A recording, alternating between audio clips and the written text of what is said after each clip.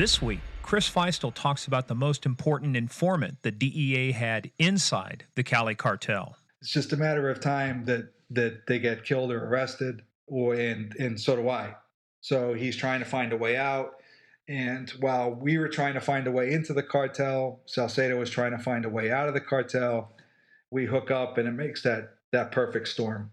So he figures this is my way out through Rosenthal, through the attorney in Miami, and maybe I can get some credit for it too. And this is basically the only way I can get out.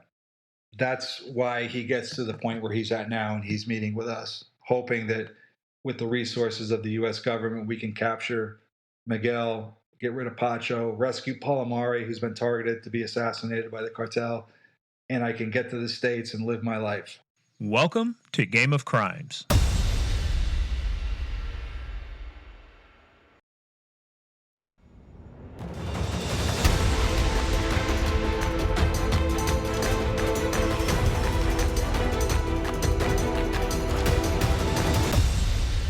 Well, hey, did you have any indication if was he just figured this out because he watched some Tom Clancy movies, or did they actually maybe get some training from some, adversarial or hostile, intelligence service? Well, and we know Cali and Medellin received training and consulting from.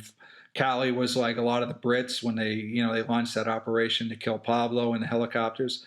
They had British mercenaries, so I think Medellin received a lot of training from the Israelis. So these guys had as much money as they could use, and it wasn't an object, so that they did get training and weaponry and everything else, communications equipment from a lot of these different places. So yeah, I'm sure he was instructed by somebody on how to evade and detect surveillance.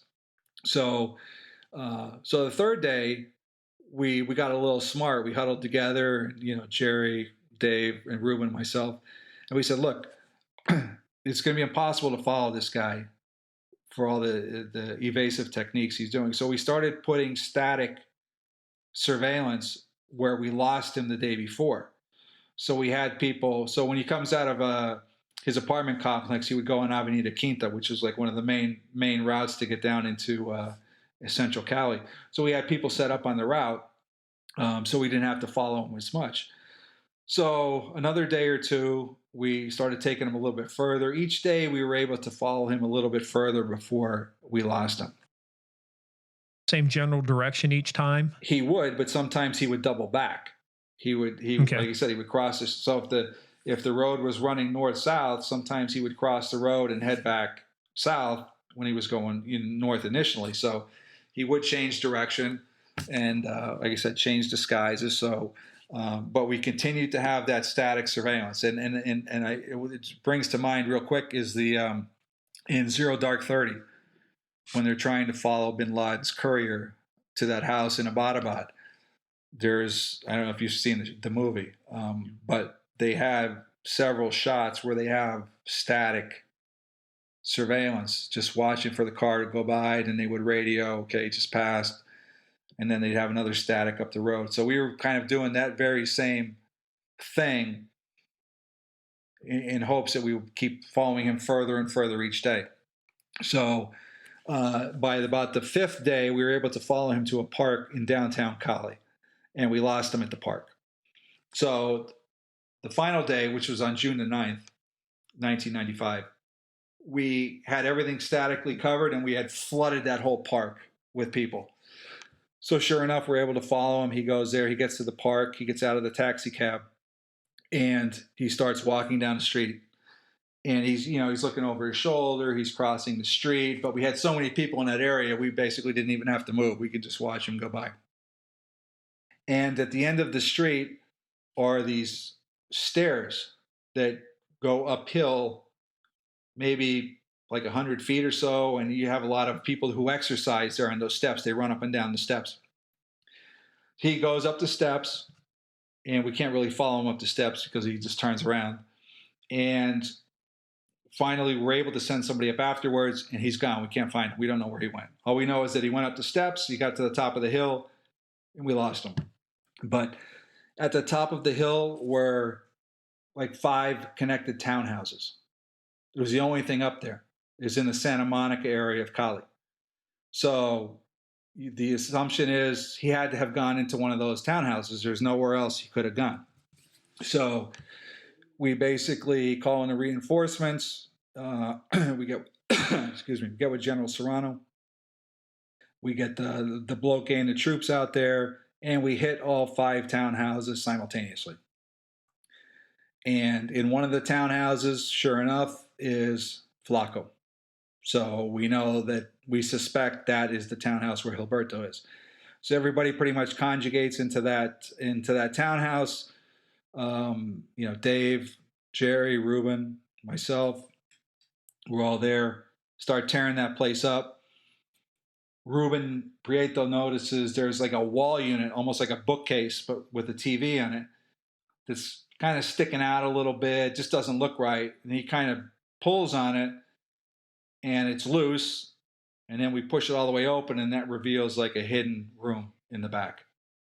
Gilberto Rodriguez is hiding in that hidden room. He's got a pistol in each hand, and he basically says, "Don't shoot, I'm a man of peace." And on June the 9th, 1995, Gilberto Rodriguez is arrested in that townhouse in Cali. Yeah, of course, all men of peace sit there with 2 guns in their freaking hands. Nothing says peace like a Colt peacemaker in each hand. But at least he was smart enough not to use them or to do anything. So, he wanted to live more than he wanted to die. And this reminds me too. Remember the FBI had that problem always with John Gotti. They knew he would go into a place, but they had it wired. They thought they could never get the conversations. It was always that secret room, that they would go to above. And it sounds like, was this the place he was going to each day then when he left? Yes, because they were at that point. Miguel was in another place where he was staying. He felt comfortable. Gilberto felt comfortable in this townhouse. He liked it. It was up on the side of a hill. It had a nice view. Again, it was at the end of a dead end street, so there wasn't much traffic coming down there. It was only. And if anybody was up there, it would be easy to detect. Which makes me surprised that you guys, for as many people, like you said, you had the place flooded, that your surveillance didn't get made. Well, the park where we were at was in the middle of the downtown center, which is business thriving, right? So there's all kind of people walking around those parks. The businesses are on each side. There's hundreds of people there. So it was very easy for us to blend in that park and sit there, because basically we didn't even have to move until he went up those steps. And then we had one of the CMP vetted unit officers was a female who was actually dressed in jogging gear. She was able to, jog up and down the steps without being really noticed, because that's what a lot of people did. They used those steps as exercise, and that's who we sent up to check the top of that street out. So she was the one that was able to say, like, "Hey, I think he's in one of these townhouses. There's no other place he could have gone." Did Gilberto speak English? No, did not. And prior to the final day, but do you think that he made you at any time? Did he know he was being surveilled, even though the first time only lasted 10 minutes? I don't think so, because, when he was on the bus, there's no way you can, unless you sit in the back seat of the bus and look out, there's no way you can really tell if anybody's following you. In the taxi, I don't think he made us at all, or if he did, he wouldn't have went to the place when it went there, where Gilberto was at. So from start to finish, it took us 6 or 7 days to put that whole surveillance together and then follow him to that place and ultimately arrest Gilberto. Bet he was surprised, huh? Oh, yeah. I don't know who was more surprised, Gilberto when the Caleta opened, or Ruben, who actually saw him. Ruben was a piece of work, but he was a good man. Yeah, he was. Good man. So that's obviously a huge hit against Cali at this point. So where do you go from now? You've got him in custody. You've got Flaco, right? You've got at least some of the folks you're looking at. What happens next? So huge shot across the bow. Colombia is in a state of euphoria. They finally arrested one of the leaders of the Cali Cartel. They finally got their one hit that they wanted. But what did they arrest him on? You said that all the indictments were out of the U.S. and that, what was Colombia going to do with him? Well, at that point, that RICO indictment had just come out in the United States, right? So they were going to use evidence from that, different seizures and drug cases in the United States to make a case in Colombia. To build cases, okay, against them there. For, illicit enrichment, money laundering, drug trafficking. It was pretty easy at that point to put something together. So euphoria, the U.S. government's happy. Everybody's happy, right? So Big celebration. Wow, it's back to work, right? So now we got to go after. How many are left standing now? Now there's 3. So 1 down, 3 to go. So before we arrest Gilberto, in May, I speak with Eddie Kaczorowski and Lou Weiss, who are the case agents of Operation Cornerstone in Miami. And I send them an email where I talk to them on the phone and I say, hey, look, all these people that you guys arrested in Cornerstone, go interview them, ask them all the same questions, find out what people visit Miguel the most, who are his most trusted people, where are his favorite places to stay. Give me a rundown on everything. So Eddie Kaczorowski goes and he debriefs all these different people. He sends me a list of names, locations, phone numbers, like a whole, like it's a 15, I still have it till this day. It's like a 15-page yellow legal size tablet paper with, names and everything. So the first name on that list, he says, all the people we talk to, they say, if you want to get to Miguel, follow his executive assistant. And our executive assistant with him now is this guy called Mateo, Jesus Zapata. So this is now right about the end of June. So it's probably 2 weeks after we arrest Gilberto. Dave Mitchell and I were in Cali, and we're following this guy Mateo around all day, every day for like 2 weeks. And he's not doing anything. He's driving around. He's going here. He's going up to the mountain. He's going over his girlfriend's house. He's not staying with Miguel. So like, man, this is something's wrong. So we start talking to some other sources. Then we get a lot of intel that Chepe Santa Cruz. These two stories kind of coincide. Jose Santa Cruz is in Bogota.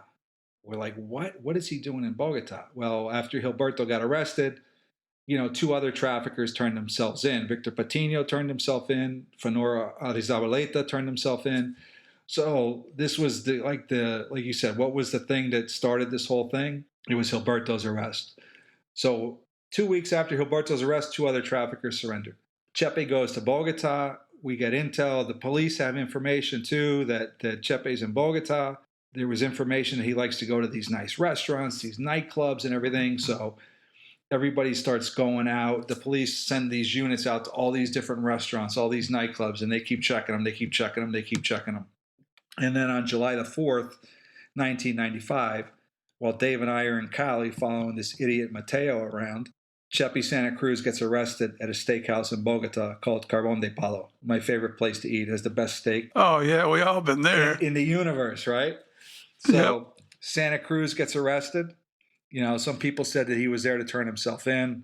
We had intel that he was there. He was negotiating to turn himself in. He wanted no jail time. The government said, no, you're doing jail time. So they were like at an impasse. But, Chepe liked to eat well, drink, party. He was very jovial. And, man, the police went in there and they grabbed him and they arrested him. So July the 4th, Independence Day, the number 3 man in the Cali Cartel, Jose Santa Cruz, goes down eating steak and drinking wine at Carbon de Palo. Woohoo! Hey, who was the Attorney General at the time? Was it still DeGrief or is he already gone? No, he was gone. Vallavieso. Okay. Alfonso Vallavieso. So 2 down, 2 to go now. 2 down. So we're in Cali. We keep following Mateo around. After 2 weeks, like 14 days, I'm like, that's it. I tell Dave, this guy's not doing anything. If he's working with Miguel, he's not doing it during this time. Maybe he's on vacation. I don't know, but this guy's not doing anything. So I call Eddie Kaczorowski back and I'm like, dude, this isn't working. What else we got on the list? He's like, okay, number 2 on the list, and I'm looking at it too as we're there. He's like, Guillermo Villa, his attorney, follow him. I'm like, I'm not following anybody. I've been sitting in a car for 2 weeks straight. I'm not, and then my prostate hurts. And then I'm not following. So number 3 on the list was Jorge Salcedo. Jorge Salcedo was now the head of security for the Cali Cartel because in June, the guy we talked about before, the retired major, Mario Del Basto, he got arrested in Southern Cali on espionage charges. The military arrested him. He had all these like photographs and all these almost like terrorist pictures of properties and stuff in Cali. So they arrested him. He was out of the picture. Salcedo gets promoted. He's now head of the entire, Cali Cartel security for Miguel. They say there's a chance that he might cooperate. I'm like, dude, if there's a chance that he's going to cooperate, let's pursue that. I want somebody on the ground that could give us real-time intel. So Eddie Kaczorowski says, okay, let me make a phone call. So he is able to, with one of the, based on that RICO indictment, with one of the attorneys who was arrested, who was friends with Salcedo, was able to convince Salcedo to cooperate. Now, Steve, you'll understand this. Morgan, which you can try to follow. So the attorney in Miami. Hey, is that a state and local joke? Or? No, it's just like a. You try and follow. This is very sophisticated. No, I'm about to make an arrest. No, it's a legal federal terminology that we use. So the attorney who's arrested is looking for a Rule 35, right? A Rule 35 is when you provide substantial assistance to the government, you can get your sentence reduced.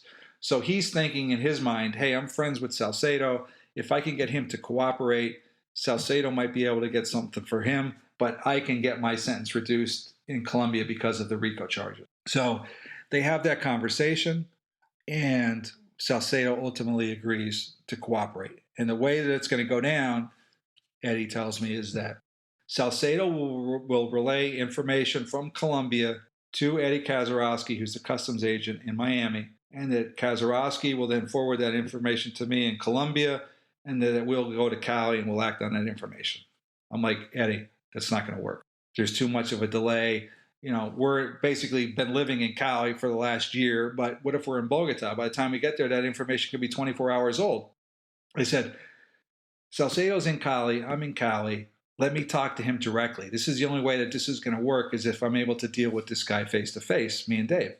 And I always give Eddie Kazarowski, customs agent, credit for this. He could have very easily said, you know what? I asked Salcedo that and he didn't want to meet anybody, right? That would have been a very simple explanation and answer. But Eddie says, let me run it by him. He calls me back a short time later and says, Salcedo's agreed to that. Nice. And I was actually shocked that would happen. So I always give, Eddie K, as we call him, credit for, putting the investigation, what was best for the investigation above of personal stuff. So he gave me a number to call Salcedo. Dave and I'll never forget. It was early morning. It was about 9:00 in the morning. I got a number, and it was an address to a beauty salon where Salcedo didn't want to, have any number associated to him. So he went to a business, so I called the number and I said, hey, in Spanish, of course, is Jorge there? And they said, yes, hold on 1 minute. So I talked to him. I started talking to him in Spanish, and he responds in perfect English. So I go, oh, okay. So I said, hey, I'm the guy that Eddie told you to call. He's like, okay. I said, hey, we're on the ground in Cali. I'd like to meet you. And, I understand you want to do the right thing. He's like, okay, when can we meet? I said, the sooner the better. And he says, okay, I can meet you at CIAT. Now, CIAT is a joint agricultural center. It's about an hour from where we're at, outside of town, outside of Cali, probably 30 to 40 minutes from downtown Cali. And as I say, CIAT, Dave Mitchell was with me, and Dave is standing in front of me, and he's like, no fucking way, no way. It's reminiscent of that book and movie, The Onion Field, where the two cops were killed. Yes. And exactly. And Dave and I are obviously thinking the same thing at the same time. And I'm like, no, there's no way I'm meeting you out in Seattle. And all these thoughts now are running through my head. I go, here's the head of security for the Cali Cartel. He's a counterintelligence officer. He's an expert in, weaponry, explosives, intelligence, communications, everything. I'm like, and you want us to meet you an hour outside of Cali? No, it's not going to happen. And in a field where you can hide bodies. Right. Yeah. And you never be found. So I go, no, Seattle, I'm not going out there. If you want to talk, we meet somewhere in the city. I go, we're in Southern Cali. We're in Ciudad Jardín right now. He's like, no, that's not going to work. I'm too well known. And if we're seen together, it's probably not going to end well for either one of us. And I was like, wow, that's a pretty heavy statement to throw at me and Dave. We're 30 years old at the time, 31, young guys. It's probably not going to end well for either one of us. I'm like, oh, shit. So so finally I just say, all right, screw it. We'll meet you. What time? It says 3:00. And Dave's like, what are you doing? No. And I said, all right, let's do it. And he says, I have 2 conditions. I go, I'm thinking to myself, geez, this is getting better every minute. I go, what are they? He says, 1, no Colombians. If I see anybody who even looks Colombian, the deal's off. I want to see 2 Americans that I could easily identify as being from the U.S. Embassy. So I told him, I go, dude, and I did. I think I called him dude. I go, dude, don't worry. When you see us, you won't be disappointed, right? Because we're big 6'3" American. We don't look any hint of couple big white boys, right? A couple big white farm boys. You want, and I go, okay. Number 2, he says, come alone. I said, no, I'm not coming alone. We don't go anywhere in Cali by ourselves. I got to come with my partner. And he's like, okay. Again, as long as he's not Colombian or he doesn't look Colombian. So again, don't worry. So he says, okay. So he says, all right, let's meet at 3:00 and then at Seattle. I'll find you. I said, okay. So we hang up the phone and Dave's like, oh, what are you doing? We need permission to talk to this guy. Like, look, we've already violated every basic protocol. What's one more rule? Right? What the hell? You look at Dave and say, granted. We're not even supposed to leave the police base, right? So here we are, we're out in the middle, we're doing our own unilateral stuff. We're already off the base. What's an hour away? So so he says 3:00. He goes, dude, this could be an ambush. I mean, this could be a trap. I go, yeah, that's why we're going to get out there first. So we drove immediately back to the safe house, CIA safe house. We grab our gear. We had these big black gear bags. We had, our M4s and ammo and binocular, everything you could think of that we would need. And Dave's like, we got to call the embassy. No. The DA's not going to approve. No. I said, first of all, so I'm trying to cover. I'm like, dude, the phones could be tapped. We don't want to let out what we're doing, Well, you already know the phones can be tapped. Yeah. But we are in the new embassy now at this point. So he goes, we got to get permission with the ambassador's not going to let us. We got to get permission with DA. No one's going to give us permission. So we're just going to go. He goes, but we should probably have another gun. I said, yeah, you're probably right about that. So we go back to the safe house and we go to talk to one of our CIA friends who's there in the safe house. He doesn't really know what we're doing, but we're telling him, hey, we got to go talk to this really well-placed source. We got to, we need another gun. Well, who is it? He's a security guy for the cartel. So he's an intelligence officer? Well, yeah, I'm not. Where are you meeting him at? At CIA. He goes, you guys are fucking crazy. I'm not going out there. I go, Mike, we need help. We need an extra gun. You got to cover our backs. He's like, no effing way. I'm not going. Mike, we're not joking. This is serious. No, I'm not going.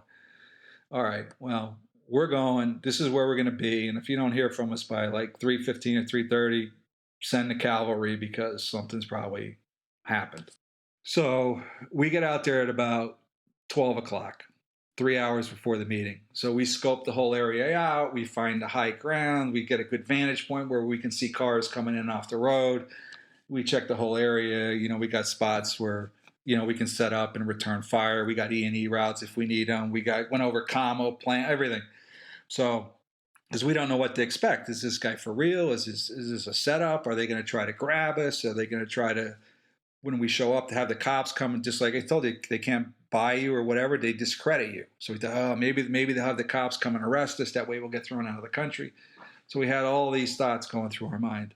And so before we hung up the phone, he told me, I'll be driving a silver Land Cruiser and I'll be there at 3. So right at 3:00, looking through binoculars, we see a silver Land Cruiser come in. Looks like one person's driving.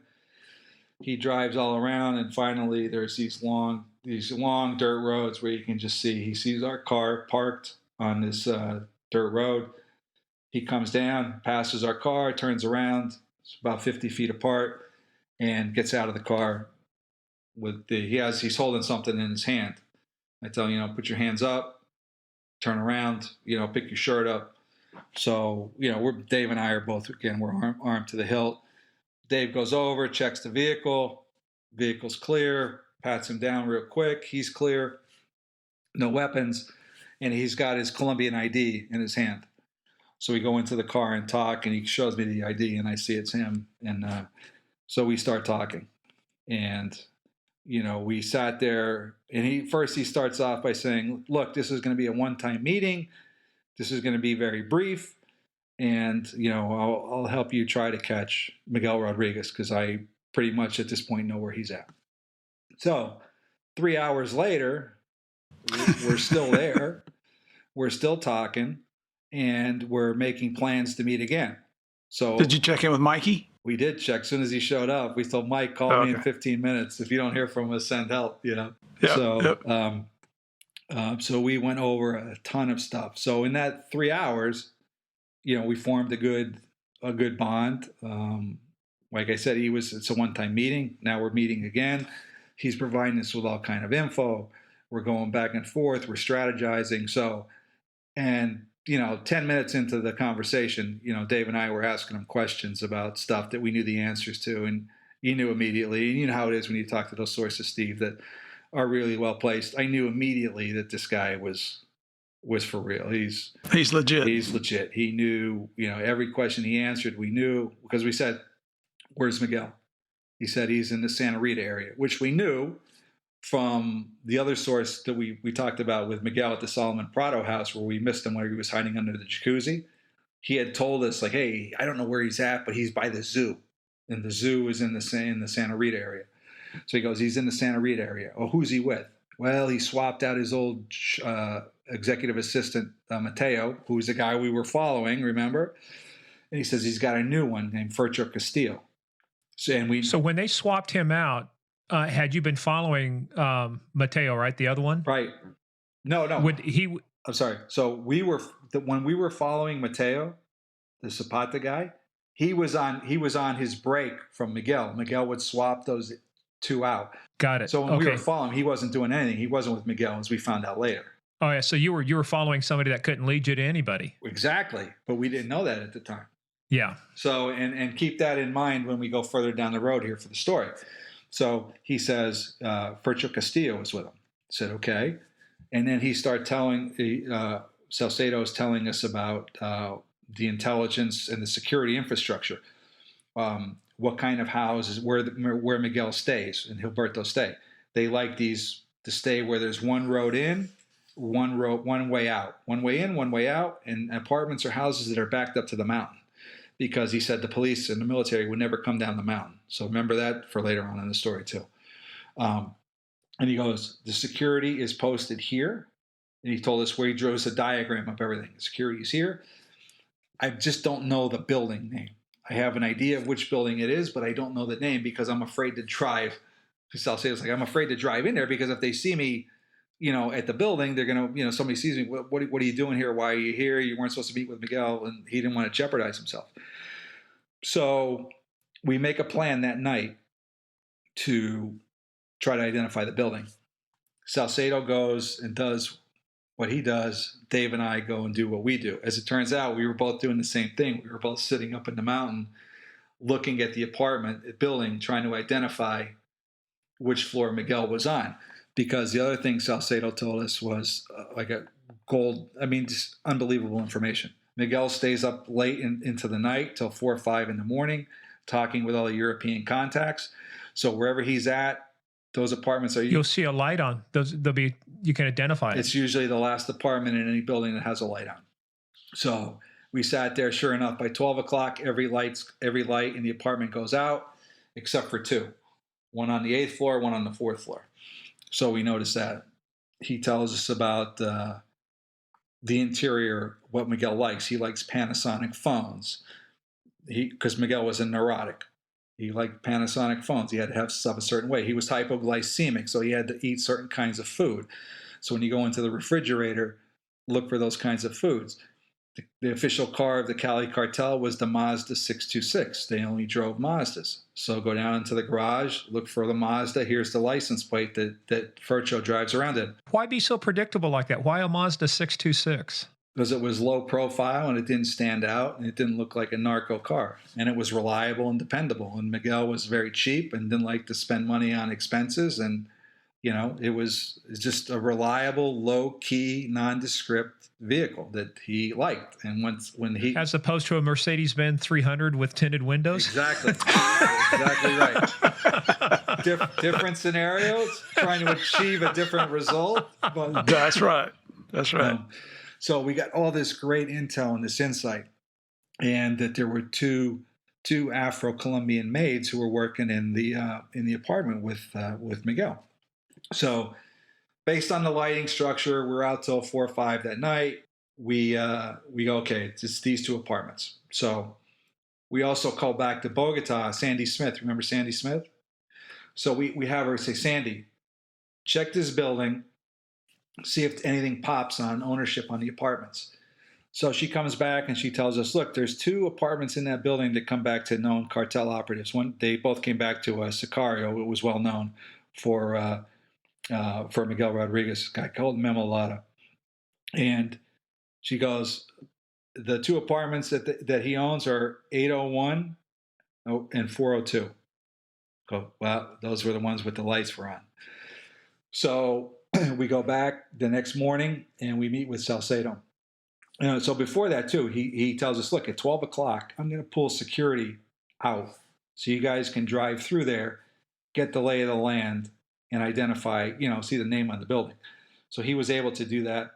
We drove through, just didn't even stop. We drove through, came around, came back out, got the name of the building, and we were good to go. So we met Salcedo the next morning, and he says, I identified the place where Miguel's at. So ahead of time, because you know how when you deal with these sources, you always got to let them know that you know more than they do, kind of thing. And even when we were debriefing him, I threw out a couple things that he was like, "How do you guys know that?" Like, hey, I tell you, we got other sources. We're close. Remember, we captured Alberto, and he told us about the Solomon Prado raid too. That's how we knew Miguel was under the jacuzzi. And I tell you, like, man, we got other sources. We're close. We got Gilberto. We can catch Miguel without you, but it'd be nice if you help us. So we'd like to make your cooperation known to the United States Attorney and to the government officials. And well, you always, you wanted to play from a position of power and let them know that we knew a lot more than we were letting on. And hey, real quick, Chris, before you dive into the rest of that, because we're pretty deep into the story, remind people, why was Saucedo cooperating? What was in it for him? Well, okay. So initially, Salcedo gets recruited by the Cali Cartel back in 1989. Okay. And the reason he gets recruited is Mario Del Vasto, the major, the head of security, his old army buddy, recruits him and tells him, look, the gentlemen of Cali are at war with Pablo Escobar. I know that you have British and other mercenary contacts that the Godfathers want to use to try and kill Pablo. So that's the genesis of the meeting. Of course, Del Vasto, when he has Salcedo meet with them, he doesn't tell him what the purpose of the meeting is. Salcedo basically goes into the meeting blind, and they tell him, Jorge, we want to use your British mercenary contacts to kill Pablo Escobar. Of course, Salcedo almost has a heart attack. Like, what? What are you talking about? So he realizes it's like from the Godfather. It's an offer that he can't refuse. I mean, they kind of played their hand. They told him what they were looking for, and he was afraid if he didn't say yes that they would basically kill him. So he gets recruited because of his contacts with the British mercenaries. So those whole British mercenaries come into Colombia. They train for a couple months. They launch this elaborate helicopter operation to attack Pablo in 1989 at Hacienda Nápoles, where there's a soccer game. So they launch this operation. Of course, nothing goes as planned. The helicopter crashes, the pilot's killed, and the whole operation goes to shit. So Salcedo is thinking like, okay, I guess I'm done. This is what you wanted before the operation failed. And Miguel's like, no, sorry, you're basically in the service of the cartel. You can't leave, kind of thing. So he's basically stuck there. And over the years, he, with his communications background and intelligence background, he rises up through the ranks. But the more he witnesses, he witnessed that murder of Radames Trujillo at the finca. That's how we knew about it. With the 2 SUVs? No, the one where they put the bags over the head, carved them up, threw them in the river. Yeah, that one. Okay. I believe he was actually there too with the SUV one. If not, if he wasn't there, he knew about it. And just the other things that he saw with the violence and the corruption, he was like, you know what? this isn't what I signed up for. I need to get out of here. And he saw the writing on the wall, like we talked about before. Look, the Berlin Wall was gone. Communism was gone. Pablo was gone. Saddam Hussein was driven out of Kuwait. Every resource in the U.S. and Colombian government is focused on Cali. It's just a matter of time at this point. It's just a matter of time that they get killed or arrested, and so do I. So he's trying to find a way out. And while we were trying to find a way into the cartel, Salcedo was trying to find a way out of the cartel. We hook up, and it makes that perfect storm. So he figures, this is my way out through Rosenthal, through the attorney in Miami, and maybe I can get some credit for it too. And this is basically the only way I can get out. That's why he gets to the point where he's at now, and he's meeting with us, hoping that with the resources of the U.S. government, we can capture Miguel, get rid of Pacho, rescue Palomari, who's been targeted to be assassinated by the cartel, and I can get to the States and live my life. That next morning, we meet. And before we meet, I write down on a piece of paper, a little piece of paper like this. I put 402 and 801. And I have them in both hands. And he goes, I think I found out where Miguel was. And I said, so did we. And he kind of looks at me with that cock, like the dog look. I go, pick a hand. And he taps my left hand, and I open it, and it says 402. I said, hit the other one. Yeah. Taps it. It's 801. He goes, it's 402. And he goes, it's 402. He goes, how did you guys know that? I go, hey, I told you. We have other sources and means and methods. So he was like, I remember looking at him, he was like, man, these guys know what they're doing. It's pretty good. But it was because Sandy had found the exact, number through the property checks and stuff. You need that kind of thing to keep him on his toes, that he can't pull the wool over you. Well, and that's the power, right? I mean, you show him that, hey, we need you, but, we really don't need you. So if you want to be valuable, it's like giving blood at the Red Cross. You got to give till it hurts, pal. Right. And when you're dealing with these high-level guys, you got to let them know that, look, we're capable of doing what we're doing. We're not just these two young kids from the cornfields that don't know anything about anything. We know what we're doing. We can handle this. Don't worry, kind of thing. And before that meeting when we left, which really, I look back on all the time with Dave, we talk about Salcedo. He says, okay, I'm in. My life is in your hands, and so is my family. And that's what he left us with. Like, hey, my life is in your hands. I'm trusting you. You're two foreigners who I've never met before. I'm going all in. It's up to you. You gotta protect me. You gotta take care of me. And it's probably a lot of people probably think that, well, it's no big deal. You just like, I'm not gonna worry about him. We're going to use him, and whatever happens to him happens to him. But that's not really the way it is. You actually do feel a personal responsibility to help these people if they're going to help you. Yeah, exactly. And his one condition, going back to the Canefield meeting, his one condition when we met was, I want safe passes for me and my family to the U.S. I don't really care about the reward money, which there was substantial reward money for the rest of Miguel at the time. Just, I want to get to the U.S. and I want my family to be safe. Do I have your word on that? And, Dave and I looked at each other and like, yeah, you got our word. We'll get you to the States. And that's when he said, okay, then my life is in your hands. So we figured that we had a good target now. We had identified the two apartments that we thought Miguel was at. So we decided, we did one more night of surveillance. We confirmed the lighting pattern in the apartment. We called back to Ruben and Jerry in Bogota, and we said, hey. And he told us too about the corruption. Whatever you do, don't use the bloque. He gave us names of people in the police bloque that were corrupt, that were on the payroll, that he met with personally, that was advising them of every move that we had made.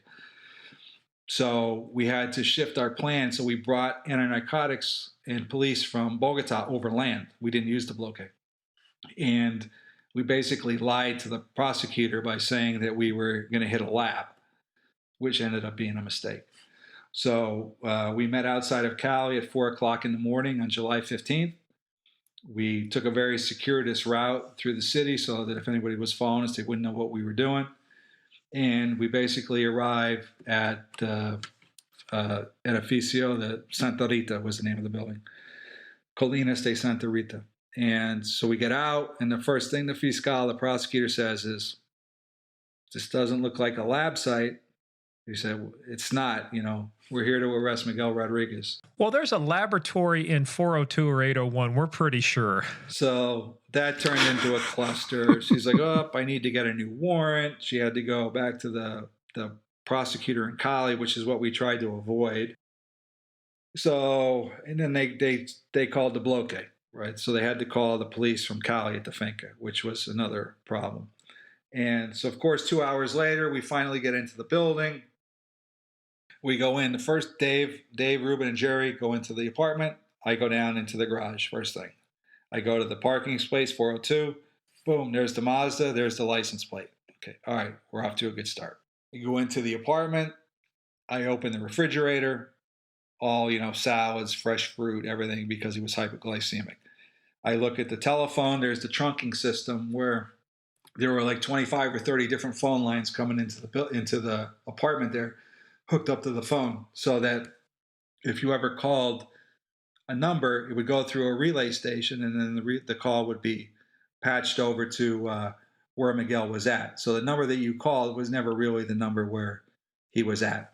So I saw the phone. It was a Panasonic. I go further into the apartment. There's Fercho, Jorge Castillo, the guy who was his executive assistant. The two Afro-Colombian maids are in the apartment.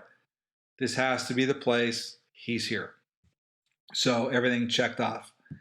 So, of course, we go through the apartment. There's nothing, right? There's absolutely nothing. Completely tidy apartment. Nothing. So we start searching. Don't really find anything. Find a couple little things. Found like a piece of paper under a burning candle with the initials MRO, Miguel Rodriguez Oruela. Found the black sunglasses, the famous sunglasses where they would put them on anybody who was going to meet Miguel. They spray painted the inside of the sunglasses black, so that when you put glasses on like this, they were completely black. You couldn't see out of them. You were basically blind. So they would drive around and take you to wherever Miguel was. You couldn't see where they were going. So little clues like that Miguel was there, but nothing. Can't find anything. The cops that we brought, they're in the back bedroom, sitting on the bed, watching a soccer game. Okay, I know where this is going. Kid you not. They're there the whole time. Nobody's really helping us search. Just the four of us were, Dave, Ruben, Jerry, and I. A couple of the Colombians were looking. After like 20 minutes, he's not here. They give up. So we're finally able to make contact with Salcedo. He goes, I had a Sky pager. I don't know if we talked about that. Yeah, the old Sky pagers that were two-way, right? They were two-way, but it was, back then, everybody communicated in Cali or Colombia with pagers, most of the traffickers. And it was either digital, like the Sky pager I had, you could put a number in, or, you remember this, Steve, too, the pagers, you would call into like an operator and you would leave a message. Like you would say, Código 12345, and that was a pager assigned to Morgan. And he would say, and she'd say, message, say, call Murph. And okay, she would type it in, and that message would come across your pager, call Murph. So, of course, Cali had all the pager companies infiltrated, except for SkyPage. So when we communicated with Salcedo, we would communicate by pager, and we would pass numbers back and forth. So when we would put in a number, say 1, 2, 3, 4, 5, 6, 7, 8, our code was to subtract 1 from the number, and that was really the number that we were at. So if you put in 1111111, the real number would be 0000. So just an added security thing. So he pages us, call Patricia. That was our code name for him and for us. So we call him. He's at a cafe. We're at a Pizza Hut right outside the apartment. He's like, look, Miguel is there. I'm with William. He's there. He's in the bathroom. Well, what do you mean he's in the bathroom? There's like 5 bathrooms in the apartment. He's in a hidden caleta. He's behind the wall. He's in the bathroom. I don't know where, but he's in one of the bathrooms. So he said, okay. Now this is hours into the raid, right? Cops are watching soccer. Everybody's sitting around. Nobody's doing anything. Well, see, that's your secret weapon. Like old guys like us, we had to take a pee break. You keep him in that coleta long enough, he's going to have to go. Well, wait till you hear what he had in the coleta. I'll tell you later on. Oh, so a bag. Okay. So But Salcedo also tells us, he goes, look, is there like a big wooden desk in the apartment? We said, yeah. He goes, in the wooden desk is a hidden compartment. Miguel keeps his most sensitive and secret documents in that desk. I was like, look, we went through the desk. There's nothing in there. He goes, look, there's a compartment in there. You got to find it. That'll buy you more time to keep searching. So we're playing around with the desk. We're pulling drawer. We can't find there's nothing here. So finally, Jerry Salome, he's pissed. We're there. He's tired. He's sweaty. He picks up the desk and just tips it over. And you know those floors in Colombia, they're all like those marble floors and everything. This desk just hits that floor with this tremendous thud and just breaks apart and splinters open. And when the desk falls, I look underneath and I'm like, what is that? So son of a bitch, there's like a little compartment in the back with these three thin leather briefcases. So we pull the briefcases out. We start looking at them real quick. Like, holy shit. These were like the most explosive documents that you could ever imagine. There were jackpot. It was a big jackpot. There were canceled checks to the Ernesto Samper's campaign treasurer, 40 million pesos. Whoa. Letters. Presidential candidate who became president. Yeah, letters to other people in the government, Minister of Defense, hundreds of canceled checks. So we're like, this is gold mine. So we take the documents back over onto this table. And then General Serrano's there. And he starts going through the documents. And the colonel was there. I think the colonel was there too. And they start looking at these documents and they realize what's there. Like, these are explosive documents. And they're like, we got to get these back to Bogota. And boom, they leave, right? So at that point, the head of the colonel in charge of the unit left, and everything kind of went to shit because there was nobody in charge. But they took your cash that you found, everything with them, right? They took the documents with them. So did those things disappear? No, we got copies of them later, and that ended up going on to develop the case Proceso 8,000, which was the case against Samper for the campaign finance, and then that just was a whole shitstorm in Colombia. They ended up bringing in the campaign, the treasurer Santiago Medina. The Minister of Defense, Fernando Botero, ended up getting fired. He ended up getting arrested. The whole government was in shambles. It caused a huge, huge political issue in Colombia, and it really did show that the corruption did go all the way to the top. That the Cali did finance the presidential campaign of Ernesto Samper. So, but then that kind of gave everybody like a second life. Like, oh shit, if he's not here, he was here. So this is good info. We're in the right place. So a couple hours still go on, and we're finally able to get into this half bath. And, Dave and I are looking, and we're all over the place. And what took so long? I mean, were you guys being hamstrung by the limitations of the warrant? Were they not letting you in there? What took you, once you got the information from Salcedo, what took so long to get to the bathroom? Well, we kept looking in every bathroom, and there's nothing that we can see that was obvious that there was some kind of hiding compartment there. There was nothing that we could see. We went up to other floors. We started measuring the bathrooms, and checking the size. So we started to focus in on this half bathroom in the hallway that appeared to be a little bit smaller by measurements from the other rooms. So, I get down on the floor, and then, people were pissing on the floor, and it was just a nasty scene. And I look under the cabinet, and I see like this little thing like running across the top of the board. I'm thinking, what the hell is this thing? And it kind of disappears into the wall. So I open up the cabinet of the bathroom, and it hits the toilet.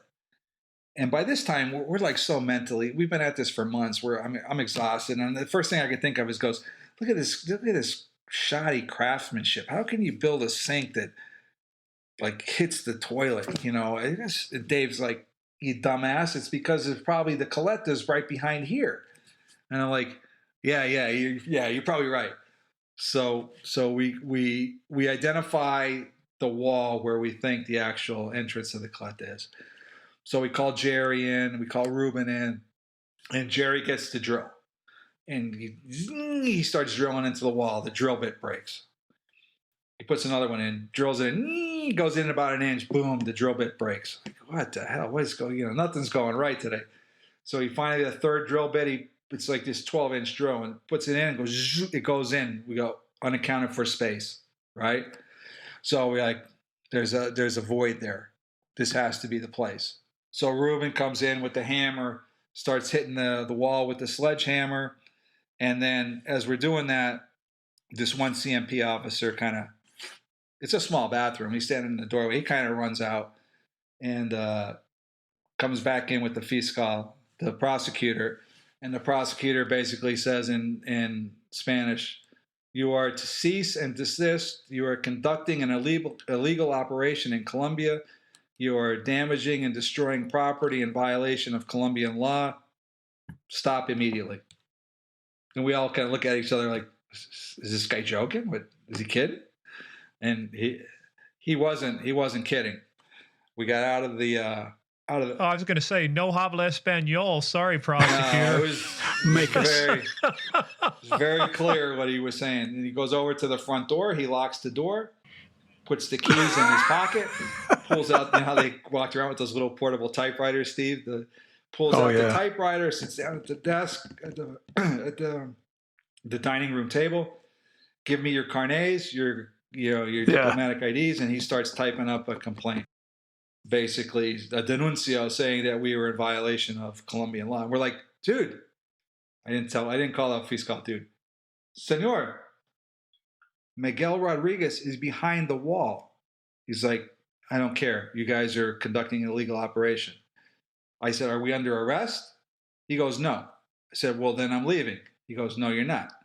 I said, so then we're under arrest. He goes, no. So I said, okay, we're not getting anywhere here. So I said, we got to. I want to call the embassy.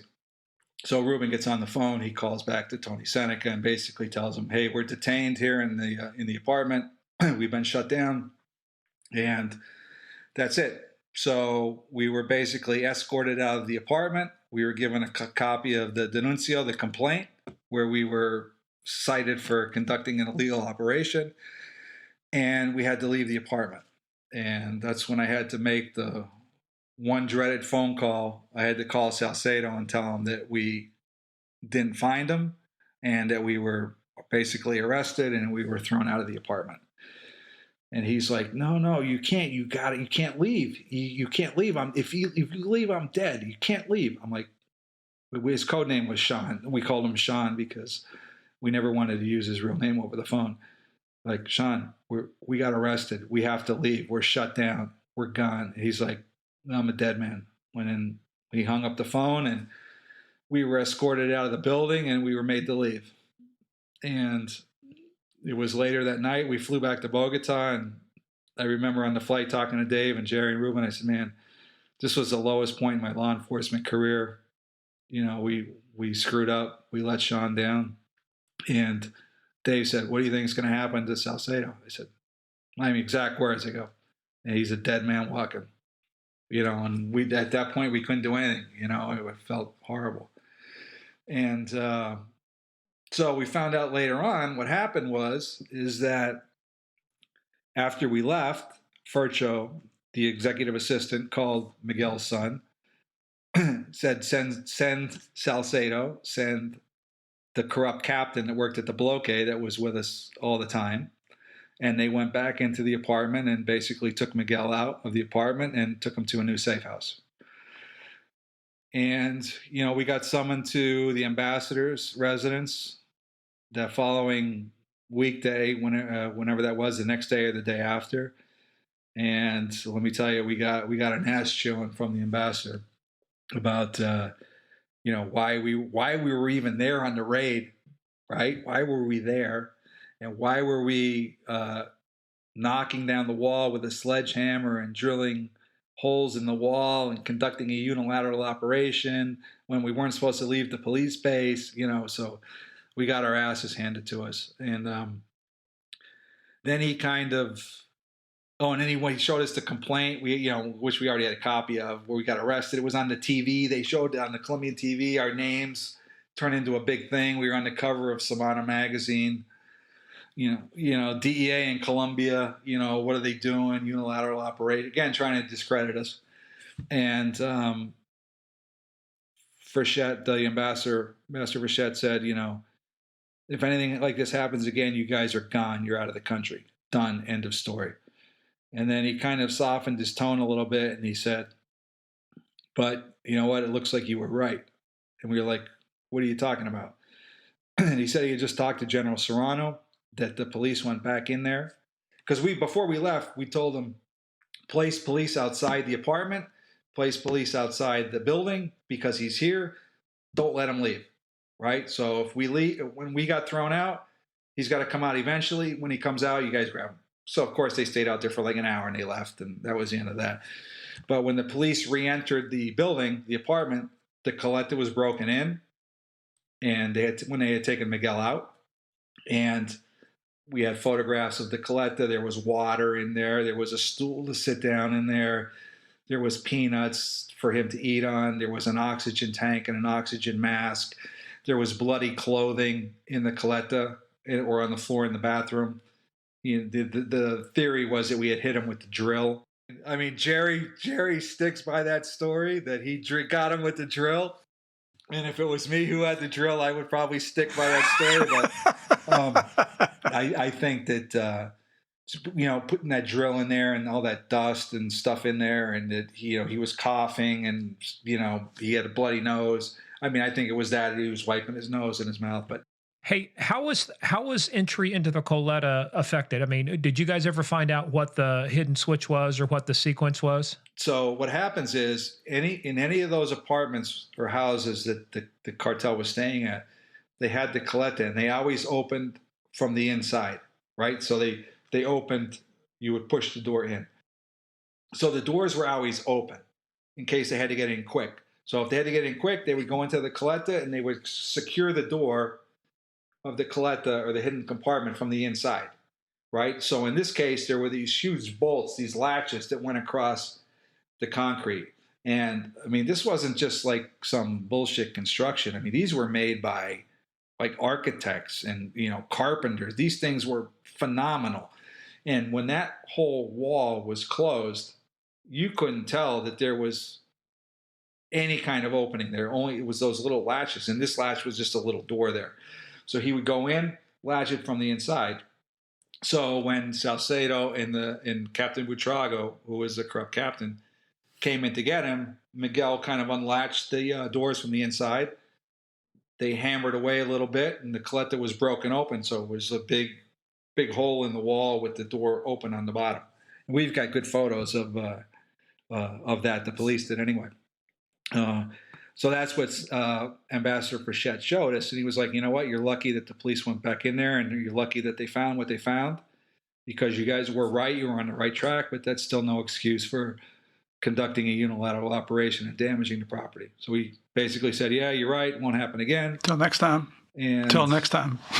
Until it happened again, right? And then, away we went with our tail between our legs, getting yelled at by the ambassador, not knowing whether or not Salcedo was still alive. And then it was a waiting game. We waited a couple days. Salcedo finally called us about 5 days later. And, the first thing I said to him was, do we need to get you out? Do we need to evacuate, extract you and your family? He's like, no, I'm good.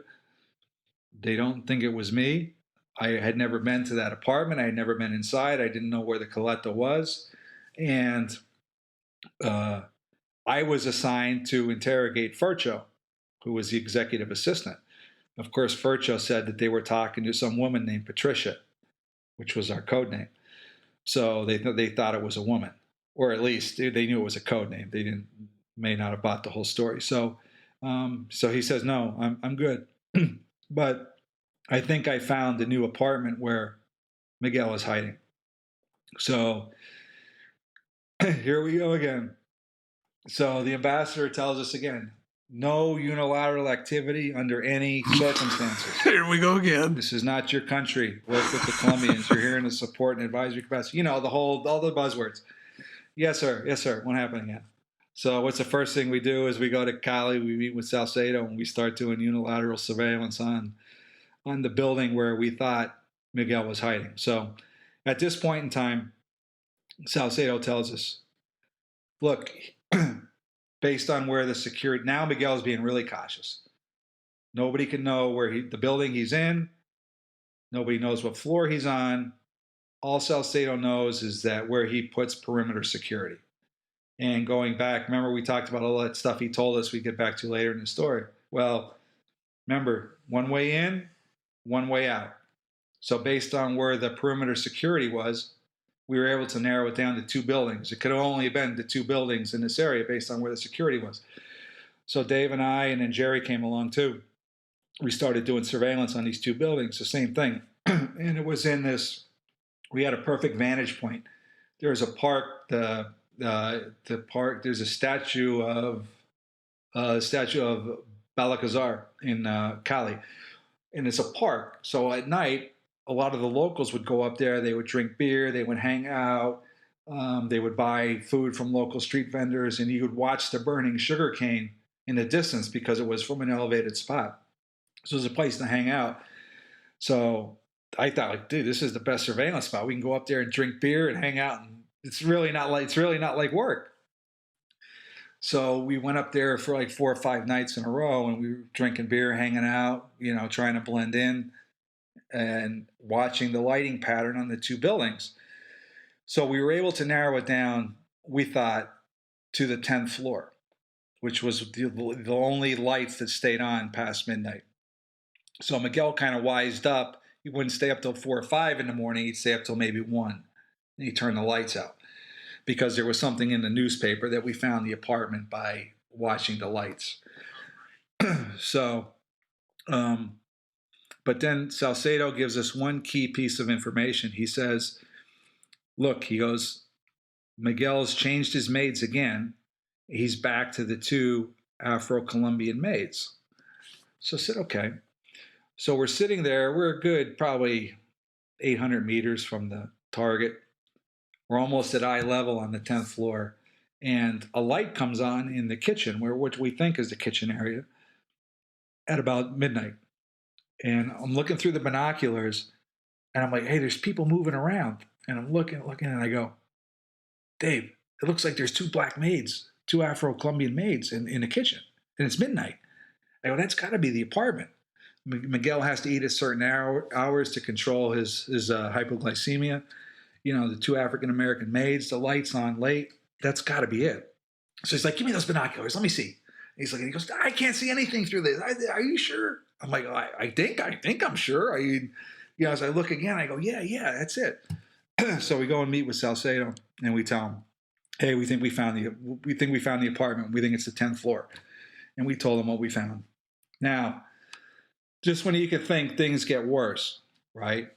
The head of the new head of the Colombian Armed Forces was an army general that was being paid by the Cali Cartel, if you can believe that. So his rank would be equivalent to the head of the Joint Chiefs of Staff, right? He controls He's like a 4-star general, the head of everything. He controls the entire armed forces in Colombia. And he is now coming into office on Monday morning, and he wants a briefing on all DEA operations targeting the Cali Cartel. Salcedo tells us this, and he's like, look, this guy is being paid by Cali. I'm 100% sure of it. You guys can't obviously go and brief him and tell him what we're doing and who the sources are, or I'm dead. So we decide to speed up the operation by a day. We do it I think we did it on a Sunday morning. And he's like, yeah, but we got to be sure. I don't know if this is the right apartment. Look, this is the best intel we got. We got to go. We got to go now. So we had already moved in another unit, a unit of Colombian Navy SEALs that were on standby. We were going to use them for the raid because that was the unit that we knew wasn't infiltrated by. They were out of Buenaventura, and they never participated in law enforcement ops. So our best guess is that they weren't infiltrated. We brought some forces overland from Bogota, And we had also used some forces from the Colombian vetted unit that we had used before from the agency vetted unit. And the op plan was to come down a water, what's the word? Like a aqueduct or a drainage. Aqueduct. Like I said, there was an aqueduct there that we could access that was about maybe a quarter mile long that led to the edge of a mountain. And then we have to go down the mountain and we can come up behind the building rather than pass by the security, which was the only way to come in and out. But don't you still have the same problem with the Fiscalia? You still got to get warrants, right? You still got to get permission. And wasn't that your risk the last time? It was, but based on capturing Gilberto, the information was good on the Miguel Rodriguez raid, even though it failed. We recovered the documents and the information was right on. We were able to go to the Attorney General of Valdivieso, and we got, check this out. We told him, we go, look, he has a compartment in the room. And in those days, you had to knock on the door, wait for somebody to come and answer the door.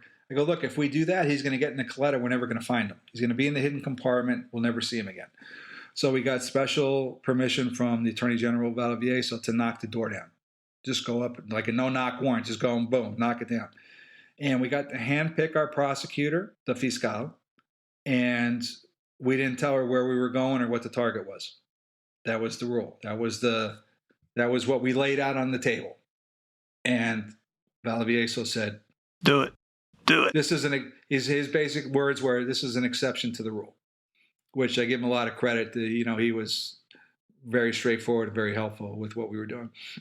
So we got the Feistl, doesn't know where we're going, doesn't know what the target is. Nobody knows the target except for Dave and I. Nobody knows where we're going. We're the only ones that know. And Jerry knew the target because he was on surveillance with us. So we meet way outside the city, off the interstate. We do a briefing. Hey, we're going to go hit an apartment. That's all you really need to know. We drive again around in these circuitous routes. We drive very close to where we arrested Gilberto. We insert on the hillside. We go up into the aqueduct. We take the aqueduct to the edge of the mountain. And, of course, there's stray dogs. They're barking. What a ruckus. You were thinking like, oh, my God, the entire Cali can hear us coming, with these dogs. And it was dark. And coming down that mountain was really, really treacherous. I mean, it was bad. And at one point, there's only a couple of people who were able to make it down the mountain. So, Dave. Did that include the gringos? Yeah, one.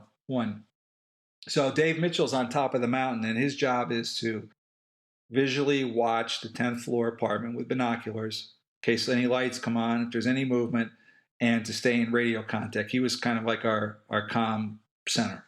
When I get back we get to the edge of the mountain, I brief everybody with Dave. Okay, this is where we're going. We're going after Miguel.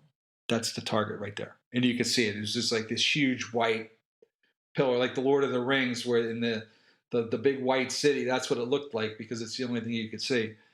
And so Jerry takes the lead. He goes down the mountain. I backtrack and I get in my car just in case something goes wrong. So I'm right outside of where the security is at. So they go down the mountain, like 10 minutes. I'm waiting, 15 minutes, waiting, 20 minutes. Finally, Jerry gets on the radio and goes, "We need help."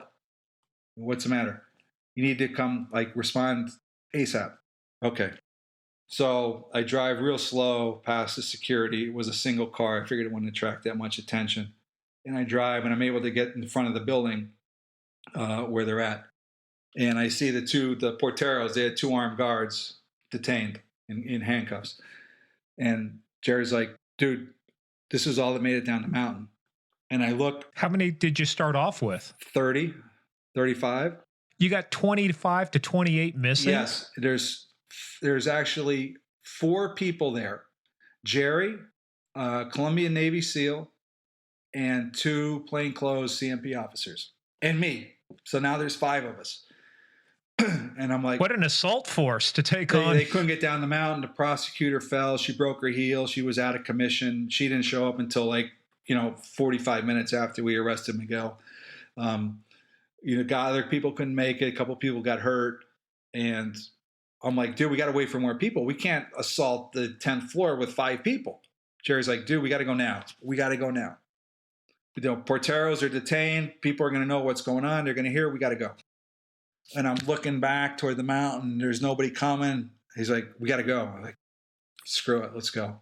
So we ran up the 10 flights of stairs. And I was worried taking the elevator. You know, with those marble floors, you get up to the 10th floor and it goes ding, you know, it makes that sound. So I'm like, we'll take the stairs. So we got huddled up on, right outside the door. Hey, Chris, did you think about taking the elevator to the 9th floor and only walking up one set of stairs, one flight of stairs? I was in. I'm just trying to make life easier for you, pal. And it was one apartment per floor too. So I was in op mode. I didn't think. I was just, let's just get up there as quick as we can and go. And I never did think of that, but probably would have been good. So we huddle around the door, we talk to Dave. There's still no people coming. So we said, well, no unilateral activity. I said, Jerry, give the hammer to the Navy SEAL. Jerry's like, what? Give him the hammer. Jerry's like, oh man. He gives it to the Navy SEAL. He takes a couple whacks at the door. It's an armored, fortified door, right? So Jerry looks at me and just like, screw it. He grabs the hammer. He whacks it a couple times. The door bursts open. We spread out into this apartment. It's a huge apartment. I don't know, 3,000-4,000 square feet. And we just go in all separate directions. And I end up going towards the kitchen. So we turn the lights on. I see the Panasonic phones with the trunking system. I open the refrigerator. I see the food in there. I'm going towards the back. I see one of the Colombian National Police plainclothes guy on the floor handcuffing a guy. It's Mateo, the guy that we were following around, remember, for 2 weeks. So he's cycled back into being the assistant now. He cycled back in. The 2 Afro-Colombian maids are there. And we start going to the bedroom area. And then I hear in Spanish, the Navy SEAL go, I got him. Yo lo cogí. I'm like, what? Yo lo cogí. I got him. So me and Jerry, we make our way into the bedroom, and there's the Navy SEAL, holding Miguel by his shirt like this, his T-shirt. He was in boxer shorts, pulling him out of the hidden compartment. He had like 1 foot in. He was getting in, ready to close it. And I've got some pictures I could send you and show you. It was unbelievable. I'd still be there to this day looking for him, trying to find him in that Caleta. We would have never, Where was it located at? It was in the master bedroom. And, Steve, you'll know when I tell you this, how the closets in Colombia on the master bedrooms, they had a lot of built-in cabinets and, dressers and drawers. Very ornate. Yes, very, very Baroque, very, this big wood and everything. So what it was is there was like 4 drawers, or 2, like a shelf, right? Drawer, but 4 levels. So you would have to take out each drawer. So you put, socks or underwear, whatever you put in there. Pull out the drawers, and then go in the back and swing there was a door. Swing the door open, get in the Caleta. So he would go in, close it, and then you would put the shelves or whatever in the drawers back in. So when you walked in and it was closed, it was just like a perfect bedroom with, pull out cabinets. So you could never tell that there was anything there. But when we were there, you could see that the door was probably 6 or 8 inches thick with concrete, and it just, like I said, closed perfectly, latched from the inside, and then everything was put back in place. And when I show you the pictures, like the before and after pictures, I can send them to you, it was incredible. It was the most incredible, like, hidden compartment I've ever seen. Wow. Ever. Wow. Well, and he was using concrete this time because he wasn't going to get his ass drilled like he did last time, Dude, was he? You would have needed a 2-foot drill. Lesson learned. So we got him. We arrested him. I told Dave, we got him. He's like, are you sure? I go, yes, I'm sure. We got him on the radio. And Miguel came out, and I told him, I go, se acabó, señor, se acabó. Like, it's over. It's over. And he went through, because you've seen pictures of him and photos. He has like the nastiest look you've ever seen in your life. And he went through 3 stages in about 5 to 10 minutes. And the first stage was complete shock. He was woken up out of a sound sleep. He never expected to be raided. He didn't know what was going on. He's running into Caleta. People are yelling, and he's trying to figure out what's going on. That was a couple minutes, and then the next couple minutes, it sunk in what was happening. He was arrested. I was the only identifiable American there. You know, Jerry looks Colombian, dark skinned, and he was just like looking around at everything with that nasty 1,000-yard stare, you know, and just that nasty look. And you could tell he was pissed off. He was like really pissed off that he was arrested.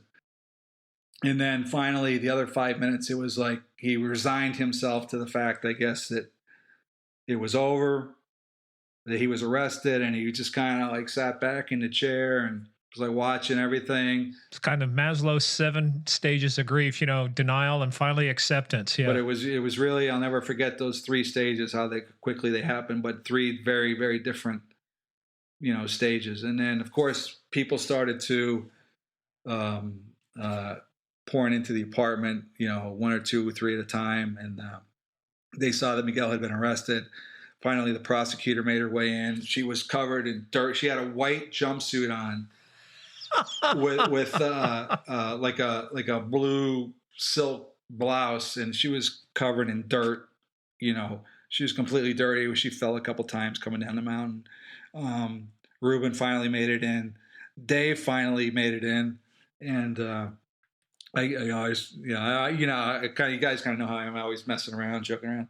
So Dave walks in. I go, there he is, and I'm pointing to Mateo there, and Dave looks at me, and goes, "That's not him." I go, Dave, I know it's not him. He's in the other room, you know. So Dave was like, "Oh, God." So don't screw with me. So we all, at that point, we figured, you know what, now we could take some chances. So we all kind of stood behind Miguel on the couch, and we took our little trophy shots, you know, with Miguel in the background, because you know, and I saw a lot of the things that you guys did, Steve, with Javier, and the photos that you took. Man, the prosecutor, they wouldn't let us take photos for anything. We couldn't. It was hard for us to do it unless we snuck them. But at that point, there was no prosecutor there. The entire apartment, people were jumping up and down and screaming and yelling. They're all on the phone calling their command staff. Hey, you know, we arrested Miguel, and pretty much everybody knew that was really the decline of the cartel, because the 2 main leaders were in prison. But you're 3 down now, right? He was number 3, right? Right, number 3, and then still got Pancho. It didn't last. We didn't get any rest because we flew back to Bogota.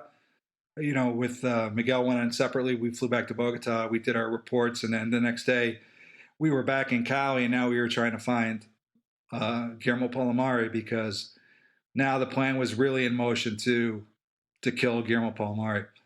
So we told. And when you say the plan was in motion, by the Cali Cartel to kill Palomari, right? Right, because now the 2 main leaders were locked up, and it was critical that he not survive, because now if he got extradited, it was game over.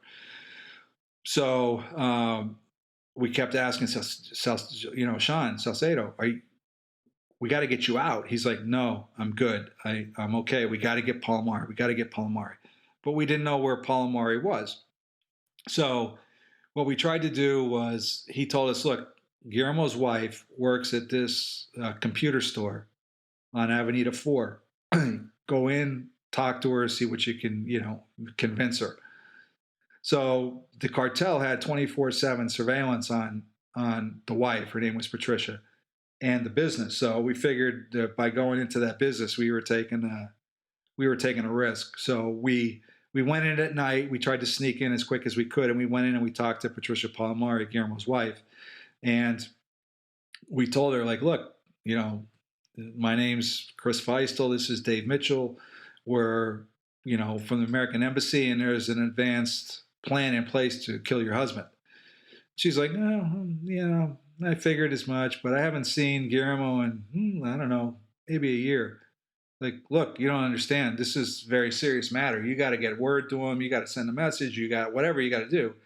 Send a courier. I don't know. wherever he's at. She's like, I don't know where he's at. Kind of like really nonchalant. Dave and I were looking at each other like, really? Are you kidding me? And I said, well, here's our number. Now, you're going to start putting 2 and 2 together with a lot of these stories. We go, here's a number. She had our pager number, but I go, here's a number that in case of an emergency, you can call. Because she wanted a number to the embassy. So we gave her Tony Seneca's number. Right? The phone that was in the office that they had tapped where he was on the, remember? Uh-huh. So how do we get to that point? We'll get there in a minute. So we leave, and Dave and I were like, dude, that was like the most surreal conversation we ever had. She's like very super nonchalant. So the next day, she calls through my pager, the Sky pager, and me and Dave talked to her, and she's like, so if Guillermo was going to surrender, what kind of time's he looking at? What kind of life are we going to have there? Where are we going to live? You know, a lot of these questions that I really couldn't answer. Well, and your question back to her is, I thought you hadn't talked to him in a year. Well, she didn't say that she talked to him. She just said, hey, I'm exploring. I haven't seen him in a year. I'm exploring, okay. You know. So I said, she goes, I want to talk to, she's like, she didn't say it, but I could tell by her thing. She's like, you guys are like nobodies. I want to talk to somebody like in charge at the embassy. She didn't say it like that, but she's like, can I talk to somebody of rank? I'm like, okay. So she flies to Bogota, and she meets with Tony Seneca, and I think Jerry Reinhardt was there too. And the same thing. So there's all these calls going back and forth to Washington on the secure phone that if Paul Amari surrenders, what kind of time, blah, blah, blah. So we give her. I got to ask you at this point, though, are you sure the phone's secure at this point? Well, they were on the secure phone with the key turned. So that was secure. Yeah, on the Stu phones or Steve phones. Yeah, they used to be called the secure telephone unit or the secure telephone equipment or encryption. You used to have to put the card in there to initiate the encrypted conversation. Yeah, and you got to do it on both ends. So we finally get, he's looking at like 0 to 8 years in Miami based on the RICO indictment. But if he cooperates, that can go down. Oh, which is Rule 35, if I remember correctly there, Chris. Hey, see, he is trainable, Chris. Very good. He is. I'm surprised he remembered that. I didn't know if you were up on that kind of stuff, but I thought I'd help you out a little bit. Very, very impressive. And then they would go into the witness protection program and, so on and so forth. So she appears to be somewhat satisfied with the responses. And she leaves. She goes back to Cali from Bogota, and she says, I'll try to get a message to Guillermo. I don't know how long it's going to take, but the whole 9 yards. So later that day, I get a phone call, or I get a page on my text, page on my pager, and I look at it, and I call a number, and it's Guillermo Palomar. He's like, okay, I'm ready to surrender. Come pick me up. I'm like, no shit, that's the easiest arrest you've made in this whole operation. But here's the thing, though. What we didn't talk about is that the assassins were, there was one particular assassin who was assigned to the case. His name was Cesar Yusti, and that he had been slowly closing in on Guillermo Palomari's location. And they were able to identify the building that Palomari's was staying at. So, Salcedo told us, look, Yusti's identified the building. We gotta slow him down. So Dave and I went back to the military bloke, we called in a couple favors, and we're like, hey, we got some good intel. We can't tell you where it is. Can you put roadblocks in this area for the next couple days? Like military checkpoints. And they, our contact, he kind of hemmed and hawed, but he did it. He did it as a favor to us. So that kind of cordoned off that area because listen to their plan. Yusti was going to go in there with other sicarios, other assassins, with fiscal, real prosecutor vests and an arrest warrant. And they were going to say that they were there to arrest him. And then once they got him out, they were going to kill him. So that was the plan. So we figured by putting roadblocks in there, it would deter them from doing it. So we bought a little bit of time. So we told Patricia that had got back to Guillermo. So he knew, like, hey, they know the building where I'm staying at. All they were waiting for, check this out, is they had tapped the phones in every apartment in that building. And they were waiting for Guillermo to get on the phone. Guillermo Palomar to get on the phone. They could identify his voice. They knew he was there. And then they were going to go in. Jeez. So when we told him that, he was like, game's up. So he's like, okay, come pick me up. Our plane was in Barranquilla, right? So it's like, we can't get there until 10 o'clock at night. We need a couple hours. So he agrees to meet us at this kind of pseudo remote location in Southern Cali. We get there about 10:45. Dave and myself are in one car. We get Guillermo Palomari in the back of our car. Jerry and another agent are in another car. They're driving about a mile in front of us, just making sure there's no roadblocks or anything. And we go to the airport to get him out. So listen to our extraction plan, Steve. You should appreciate this one. So before we put this plan into motion, Tony Seneca calls us in and he says, okay, what is your plan to extract Guillermo Palomari from Cali? And I said, well, it's actually pretty easy. I look at Dave and I go, it's a pretty simple plan. We're going to fly into the international airport, get off our plane. We're going to walk through the back gate. There's police that go. It's not even a secured airport. There's like a fence, and there's a big opening in the fence, but they have police that stand around there.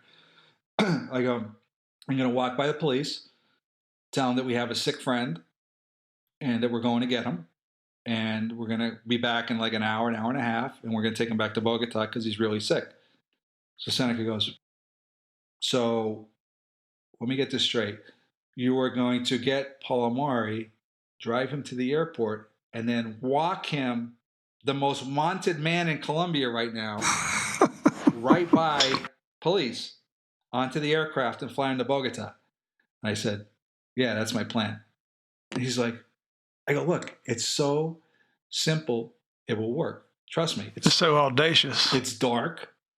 The cops aren't going to see, Palomari's face. There's four of us, right? So we put him in the middle. We'll walk by, and his cover, and this is where I say you would find it interesting. Remember Tommy Johnson? Oh, yeah. I got Tommy Johnson's carnet, his red carnet.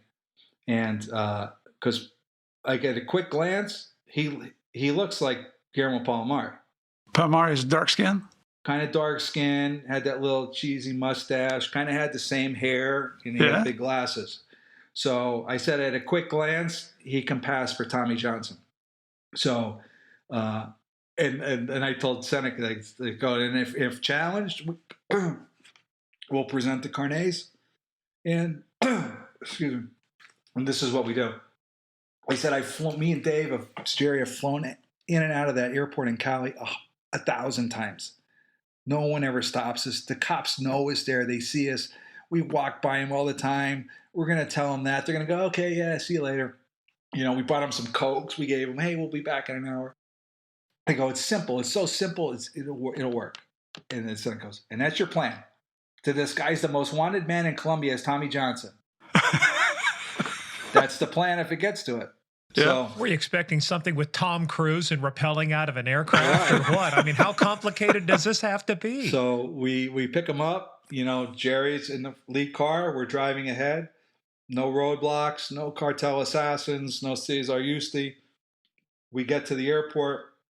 We park the cars. We kind of get in our formation. Dave and myself on one side, Jerry, and I think Miguel Villafranca was with us too on the other side, and Tommy's in the middle. I go lead the way to the cops. Hey, this is our sick friend. We got him. Say, okay, thanks. See you later. We walk him right onto the plane and we fly to Bogota. Put him in a safe house. Went like clockwork. It was the easiest thing we actually did in Cali, the operation. And thus endeth the Cali Cartel. Well, no, it gets worse. It goes downhill from there. So story's not over yet. Just when you thought that you're going to get a break. No. So the plan is, so we get Palomari, we get back to Bogota like midnight. We put him in a safe house. And the plan is that Palomari's wife, Patricia, and their 2 kids are going to fly to Bogota the next morning.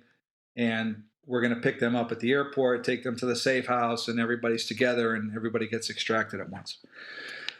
So we go to the airport. We're waiting for the flight to come in, and Dave and I see Patricia, and she's with this other guy called, his name is Freddie Vivas Yangas, who was a friend.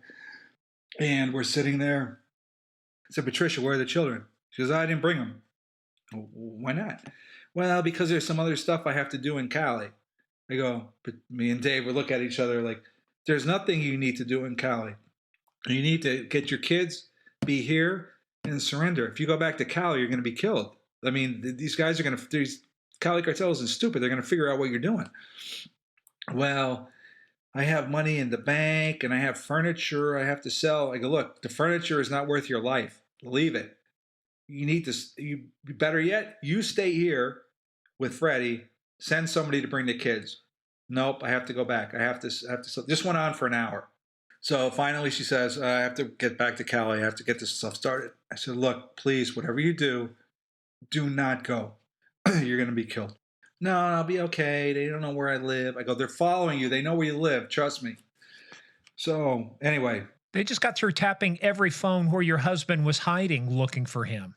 They were surveilling her business. They knew where she was at. I mean, they just didn't want to do anything at that point. They were waiting for the right time. And you know what? Now is the right time. So she flies back to Cali with Freddie. And of course, she gets grabbed. They kidnap her. They torture her. They put the bag over her head. And, it goes downhill from there. I don't want to get into the details in case, Palomari or his kids are ever listening, but it wasn't pretty. So she ends up being tortured and killed along with Freddie Vivas Yangas. And what we find out later from Salcedo is that while she was being interrogated, for lack of a better word, she gave up the phone number that Dave and I had given her and our names. And that's how they were able to get the phone number to tap Tony Seneca's phone, because they got it through from her. You offered her the world, and she was too, I don't even know what word to use. What was at the real core of it? Why was she just so disconnected from reality that she really thought she was okay, or was there something else going on under the surface you guys didn't see? As best we can determine, it was she wanted to, they didn't have a whole lot of money. I mean, they were comfortable, they had money, but she wanted to take as much money with her as she could. She didn't want to abandon their house, abandon their furniture, abandon their bank accounts and whatever. She just wanted to, I guess, salvage as much as she could before they left. So that trip back to Cali is what got her killed. I'm surprised they didn't kill the kids too. I got to backtrack. I made a mistake on that. So when she flew to Bogota with Freddie, she brought the kids with her.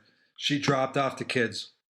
We took the kids, took them back to the safe house with Palomari.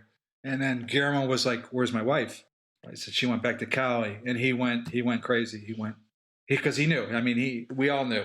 Yeah. He went ballistic. So we at least brought the kids from the airport back to the safe house.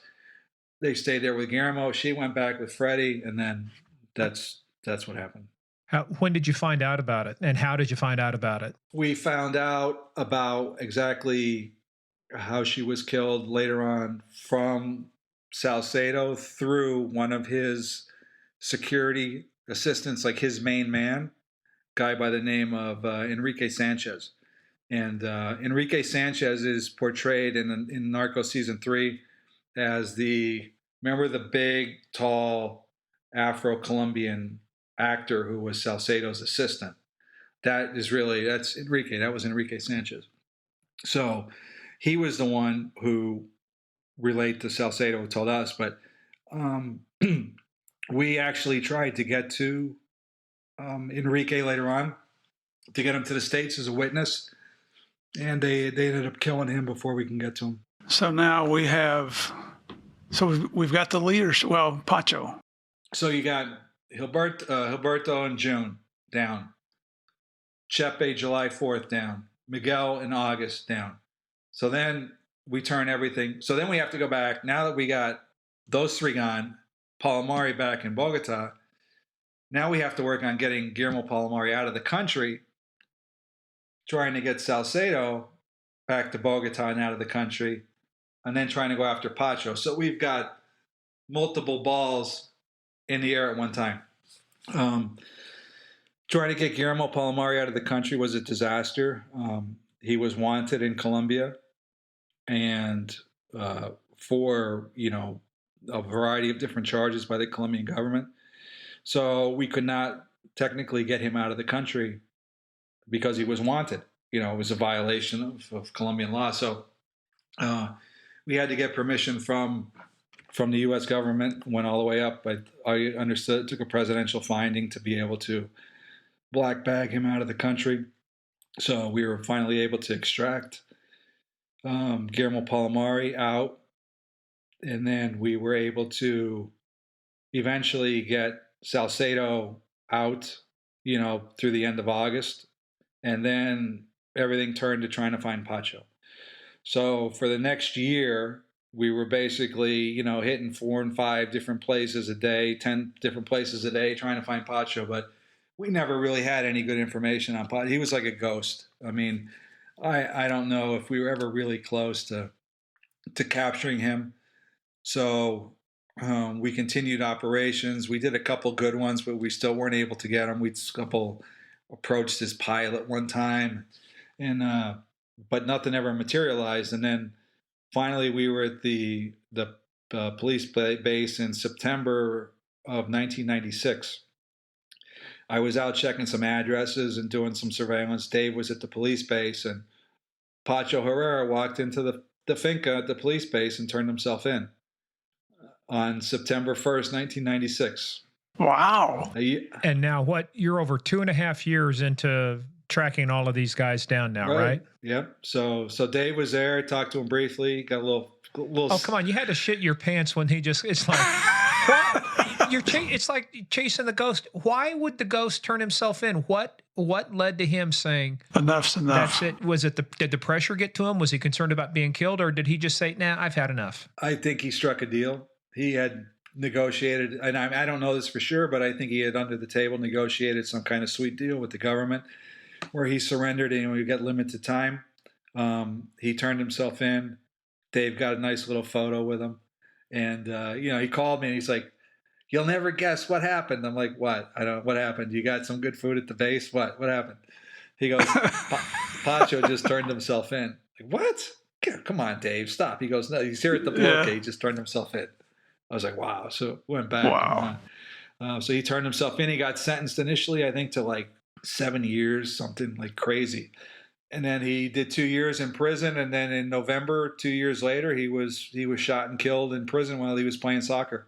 Do you know by who? Yeah, it was the North Valley Cartel, which started the whole big war. And then, the North Valley Cartel pretty much exterminated that entire Herrera family. I mean, they killed Pacho. That was Rasguño. Yeah, well, I mean, Rasguño, Orlando Henao, Arcano Henao, Varela, Rasguño, all those guys. So, Pacho was killed. His brother Alvaro was killed. William was killed. Manuel, I think, was killed. The entire Herrera family was basically exterminated by the North Valley Cartel. Wow. So that's a way to put a stake in the end of it, right? So I mean but when did the Cali Cartel actually get blown up? I mean, by you guys, was it the third arrest, or was it Pacho turning himself in? When was the actual, you think, really effective end of the Cali Cartel? Well, in my opinion, that effective end was when Miguel got arrested, because that was when the North Valley saw that the king was weak, right? That the throne was available. Yeah. Miguel was gone. Gilberto was gone. The leadership was a vacuum at that point. And Miguel's son had stepped in, William Rodriguez, to try to take over the cartel. He did his best he could, but he didn't have the wherewithal like Miguel to run an organization of that size. And North Valley saw that the king was weak, and they made a move. And the first move was they tried to assassinate William Rodriguez. And, it was a day, it was in 1996. Dave and I were in Cali, and we heard the news. They just shot William Rodriguez at a Brazilian restaurant, and killed 4 of his bodyguards. And that was kind of like that first blow in the war. And then, Dave and I ran into William a few months later at a restaurant, and we went up and talked to him, and asked him how he was doing and everything, and how his medical treatment was going, and he was managing as best he could. He was shot 8 times, and then the North Valley just saw a weakness, and they kind of exploited it. So I would say that the real decline started after Miguel's arrest, but after Pacho, it was like it was done. They were done. But so, well, now where are Gilberto, Miguel, and Chepe Santa Cruz? So Pacho's killed in September of '96. Santa Cruz, Chepe, gets arrested July the 4th, 1995. He's in jail until January of 1996. Decides he doesn't like it anymore and doesn't want to stay there, so he basically walks out of the prison. He puts on a sport coat and gets cleaned up and disguises himself as one of his defense teams, and he walks right out of prison. So Santa Cruz escapes, and now the hunt is back on for him. So Chepe makes the mistake of going over to Medellin, and he's starting to form an alliance with the FARC, and the paramilitaries. AUC finds out about it, Carlos Castaño and Danilo Gonzalez and a bunch of those guys, and they end up, killing Chepe Santa Cruz in March of 1996. And, the police, I remember going over to, Serrano's office, and we're looking at all the photos, and they're explaining to us how the shootout and how it happened with Chepe, and looking at all the photos, and he's got bruise marks on his hands where he was handcuffed. He's got big bruise on his back, and there's bullets in the cars, but none of it added up, right? So we didn't buy that the police had killed him in a shootout, and we later found out the real story, of what happened. So, so he's dead. Pacho's dead, and Miguel and Gilberto. Finally, they continue to try to run their organization from prison, and fortunately for us, the Colombian government passes the extradition law, which basically says that any crimes committed after December 17th, 1997, you are eligible for extradition to the United States. So Gilberto and Miguel continue to run their operations from prison. New charges are put on them in the United States, and they are eventually extradited during my 3rd tour there. Gilberto gets extradited in December of 2004, and Miguel gets extradited in March of 2005.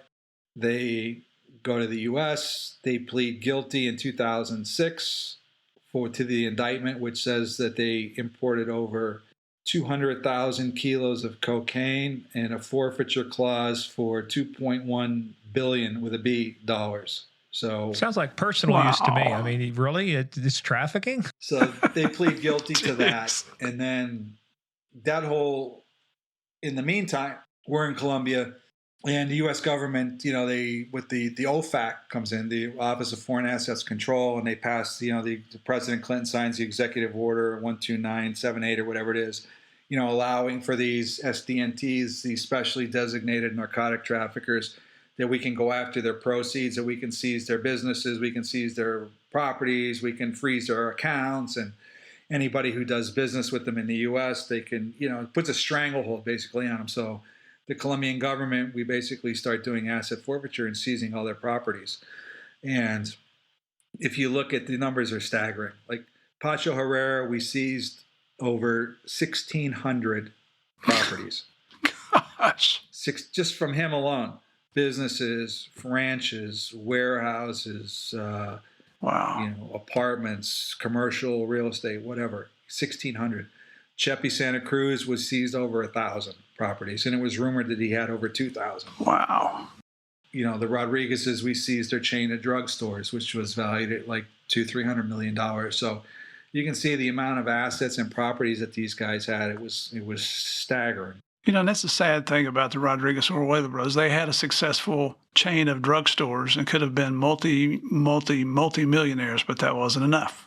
They needed more money. Well, that was when I was down in Bogota on Plan Colombia. That was part of the law, I think, that was passed, right, Chris, is that any of these seized assets needed to go back to benefit the country. I mean, they were looking at malls, they were looking at planes, anything that was seized and sold was supposed to be reinvested back in the country. And when you think about just what a handful of people had, just from a wealth standpoint, I mean, they could fund education, for probably half the school children in Colombia. Yeah, it was staggering the amount of property that they owned, and that was their way of quickly laundering that money, getting it back into the economy, and that's why Colombia was booming at that time. And well, it's the narco money that was circulating right back. $1 here trickles down, $5 come out later. That's right. And then in the late '80s, it was estimated the Cali Cartel was responsible for 40% of the economic development that was going on in Cali. So they were building everything. They were building houses. They were building apartments. They were building roads and bridges and hospitals and you name it. Hotels. You name it. I mean, they owned banks. They owned their own soccer team, America. They owned the Inter-American Bank in Panama that they laundered money with the Medellin Cartel through. These guys own their radio stations, hotels. I mean, everything. So it was just staggering the amount of money that they had at their disposal. Well, man, I mean, this is obviously this kind of ties back into when you talked about how the way you learned Spanish was by memorizing. Folks can't see this, but Murph and I can. Chris has been talking now. We're going on 3 hours and 57 minutes. I mean, a little break in between.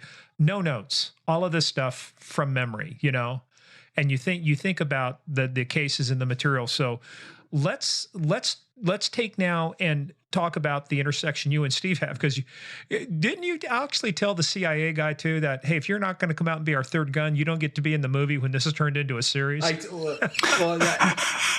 You're paraphrasing a little and bit. Little did he know. I told him, I go, hey, Mike, everybody's going to know that you were the guy who said no, that didn't want to come out. You were the one who didn't go. Yeah. Yeah. Well, and come to find out, your character, you, Chris, are the main character in season 3 of Narcos, because there's Narcos and Narcos Mexico, but Narcos. So tell us about how that came about. I mean, because Murph was actually jealous of your success because you were the actor that got to play you was much better looking than Boyd Holbrook, to play Steve. Oh, no. So how did it come about? How did you get hooked up with Murph and JP, in doing season 3? So I think how I got involved initially was, as I think the next logical step for Netflix doing Narcos was to progress into Cali, and they asked Javier and Steve, hey, who would be some good people to talk to about Cali that were there and participated in that, and I know Steve and Murph offered up my name because I was retired at the time, and so that's how I think Netflix got onto me, and then I'll digress a little bit. They were Eric and those guys, Eric Newman, very well prepared. They knew their stuff, so they did their research. And there was there was a book out. Let me start with that, called "At the Devil's Table," written by William Rempel, which is basically the story of Jorge Salcedo and his life in the cartel. And eventually, as part of the story, Dave and myself crossed paths with Salcedo, as we just talked about, and help bring down Miguel and get Paul Mari and bring down the rest of the cartel. So they had read that book, which, on a side note, was extremely well written by William Rempel. And the folks can't see this. I think I got this from you, didn't I, Murph? It's actually a very good read. The book? Yeah. So At the Devil's Table, William C. Rempel. I mean, the man who took down the world's biggest crime syndicate. It's hard to put down when you read it. Freaking great stuff. Yeah, it's very exceptionally well written and sourced. And so they had read that. They had talked to Murph and JP. And there was also the first time I got to see Salcedo after, we extracted him from Colombia in '95. I did an NPR radio interview called This American Life. And it's on the internet now. It's called Living in Plain Sight, I think is the title of it. And it talks about Salcedo, and we talk about what we did in Cali. And that was probably done in, man, I got to say, maybe 2009, something like that. So it was from 95. So probably 14 or 15 years later, I got to hook up with Salcedo and do that radio interview, This American Life. And you can find it on the internet now. And then Eric Newman and the Narcos guys got a hold of that. They went through that. So based upon that, I think he passed him my number, or JP did. And then we hooked up and we talked about Cali and the direction that they wanted to go, and the rest is history. So they say, and they based a lot of it out of the book At the Devil's Table. So what did you think of the portrayal, though? Because I know when we did our pre-call, one of the things you said is that they kind of compressed it. I mean, they took 2.5 years, 2 years and 9 months, and compressed it into 6 months. But did they stay? That was Steve, and Steve, you talked about this too. Your big issue when you were talking to all of these producers is everybody wanted to glorify Pablo, and Eric was one of the few people, actually the only person who came along and said, hey, we'll portray him correctly. So did you have any reservations about it, Chris? Did you think, because they'd already worked with Murph and JP, that they were going to do this right? I mean, what did you think about the depiction? Well, in talking to JP and Murph ahead of time, they vouched for those guys, and they told me that they would do the right thing, and I took them at their word, and of course they did. But no, I wasn't really worried on how they were going to portray him. They had, there's always liberties that go into this, and they can, portray things in a certain way. But their guideline for the show, I think, was Bill's book, which was written. So they didn't want to deviate from that too much. Now, there's obviously things that Bill didn't know when he wrote the book, certain sources and events that happened that weren't related to Salcedo, because it's more about his life. But no, I didn't have any reservation about that. And like I said, I always envisioned a story about the Cali Cartel starting off and going in chronological order from the early 70s when they started, going all the way through. So in my mind, I had that preconceived notion that that's how the Narcos, the Netflix series, was going to go. And I thought initially that there's more than, there's a ton of stuff that we didn't even talk about. You could have definitely made 2 seasons out of that. So in my mind, that's how I thought it was going to go. And then when I watched it, I saw how they, it started where they're going to surrender, or they only have 6 months before they're going to abandon drug trafficking. And I thought, oh my God, what about all this really cool stuff that happened prior to that? How are they going to get that in? And, so that was my one thought. And I understand completely why they did it, for time-wise and suspense-wise too, when you funnel everything down into that. So if I have one criticism, that was it. I would have liked to have seen more of a chronological history of Cali and their rise and all that. But I understand why they did it. Well, they don't need to watch Netflix. All they got to do is listen to this podcast, because you have told the story, during this time. I mean, this is why this works so well. This is the real story. And you got somebody named David Michael Stahl, I believe, right, to play you? Michael David Stahl. Yeah, I changed his name to protect his identity, just in case it was a bad acting job. Yeah. What did you think of him when you looked at him? What did you think of how he portrayed you? And of course, you had to be comparing it to, why couldn't they get a Pedro Pascal, or somebody like that to play me, because I'm a heavyweight. Yeah. No, I thought Michael did a great job. He was very conscientious in his approach to the story. I mean, he came out here, spent several days with me. We went over a bunch of stuff and incidents, and what happened, how it happened, how we dressed, what we drove, things like that. We did a little bit of raid training with him when I was in Colombia, how to clear rooms. And so he was very, eager to learn. I thought he did a very good job. The only thing that the guy that they got to play Dave Mitchell, my partner, Matt Whalen, he's a tall 6'6". I mean, he is a big guy. And when he stands next to Michael's not short, but he just looks tiny compared to Matt, So, but no, I mean, they were both good. Everybody was great, with from Netflix to the actors to to everything. So it was a really enjoyable experience. And they filmed it down in Cali too. I mean, a lot of the same places. That was one of the things that made it authentic, right? As you actually could see some of the places you had actually been. Now, did they take you out to the real cane field? Did you go to the real place where you had that meeting? we went to the real cane field, not the exact location, but we were in the cane field at Seat. Yes, we went to that actual location. Some of the apartments that they filmed in were actually properties seized from the Cali Cartel. So in the one scene, which is depicted, it's the Santa Rita raid, where we're sledgehammering the wall. That was an actual property owned by the Cali Cartel. So yeah, they filmed in the actual properties. So looking back on it, when you think of that scene at the cane field, did you go back and say, still, what the fuck was I thinking? That's exact. I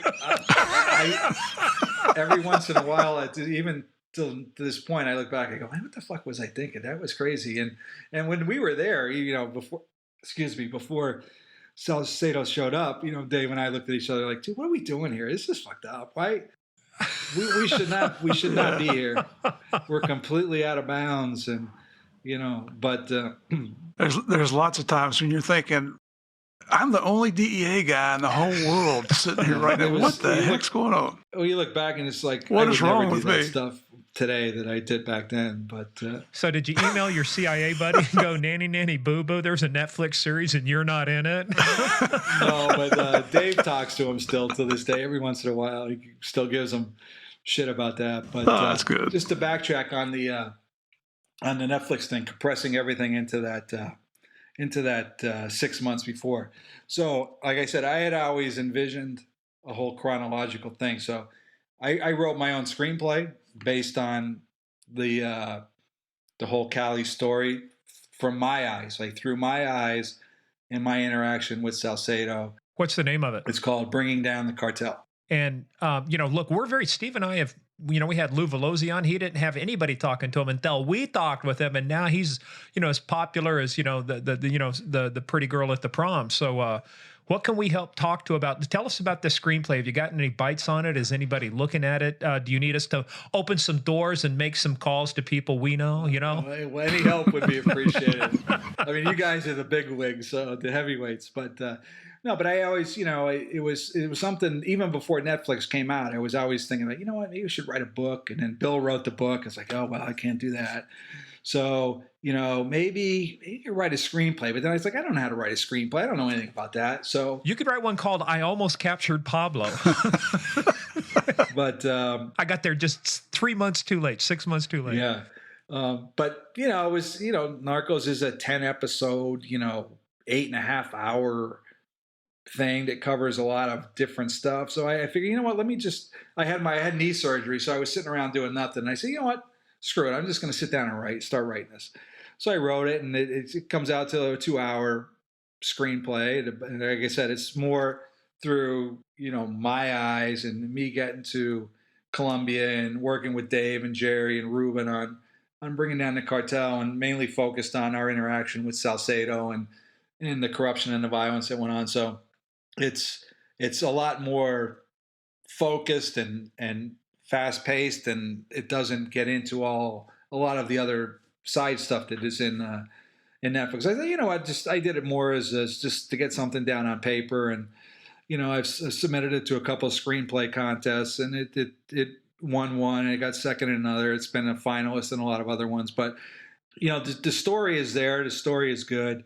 I'm not obviously a seasoned screenplay writer, so I'm sure it could use a little bit of work here and there, but it's a good story, and it would be nice to see it on the big screen in a 2-hour block. And so nobody's purchased the rights to it, right? No, not yet. So all you producers out there. So who are you going to get to play you this time? Murph? Are you going to have Murph come in and play you? Yeah. I'm not tall enough, and I don't have enough hair. He's a little too old. But, that's true. That's true. Remember, we're going back, 30 years. 26 years ago. So I mean, I was. So who would you get to play you if you could? Who is the person you think would do the best job in this role? Who would do me? I had a couple. People I don't know who would do you. I'm just saying who would play you.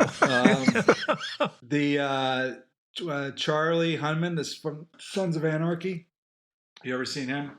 Yeah. I think his name is Hunman, Charlie Hunman. Sons of Anarchy. He's really good.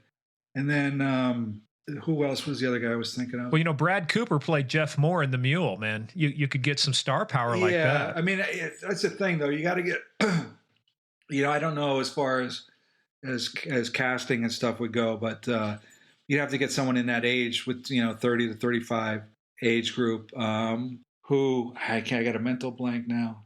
Who's what's and I'm not saying this he would play me. I'm thinking of his brother, the Thor. What's Thor's last name? Chris Hemsworth. Liam Hemsworth, his brother. Yeah, I thought would be good.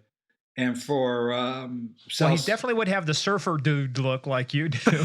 Yeah, just kind of a laid back, it's a big guy. But he's Australian though. Him and Chris, they're Australian, but they could they have would those definitely accents. carry the accent. Liam speaks with no accent. He'd be fine. The actress that played Connie in the first two seasons, Joanna Christie, she's British. She hid her accent and came across as a country girl. Yeah, those guys are experts at that, hiding their accent. Yeah. And then you hear them in real life, and you're like, "Oh, really? You got that British accent?" Yeah. And then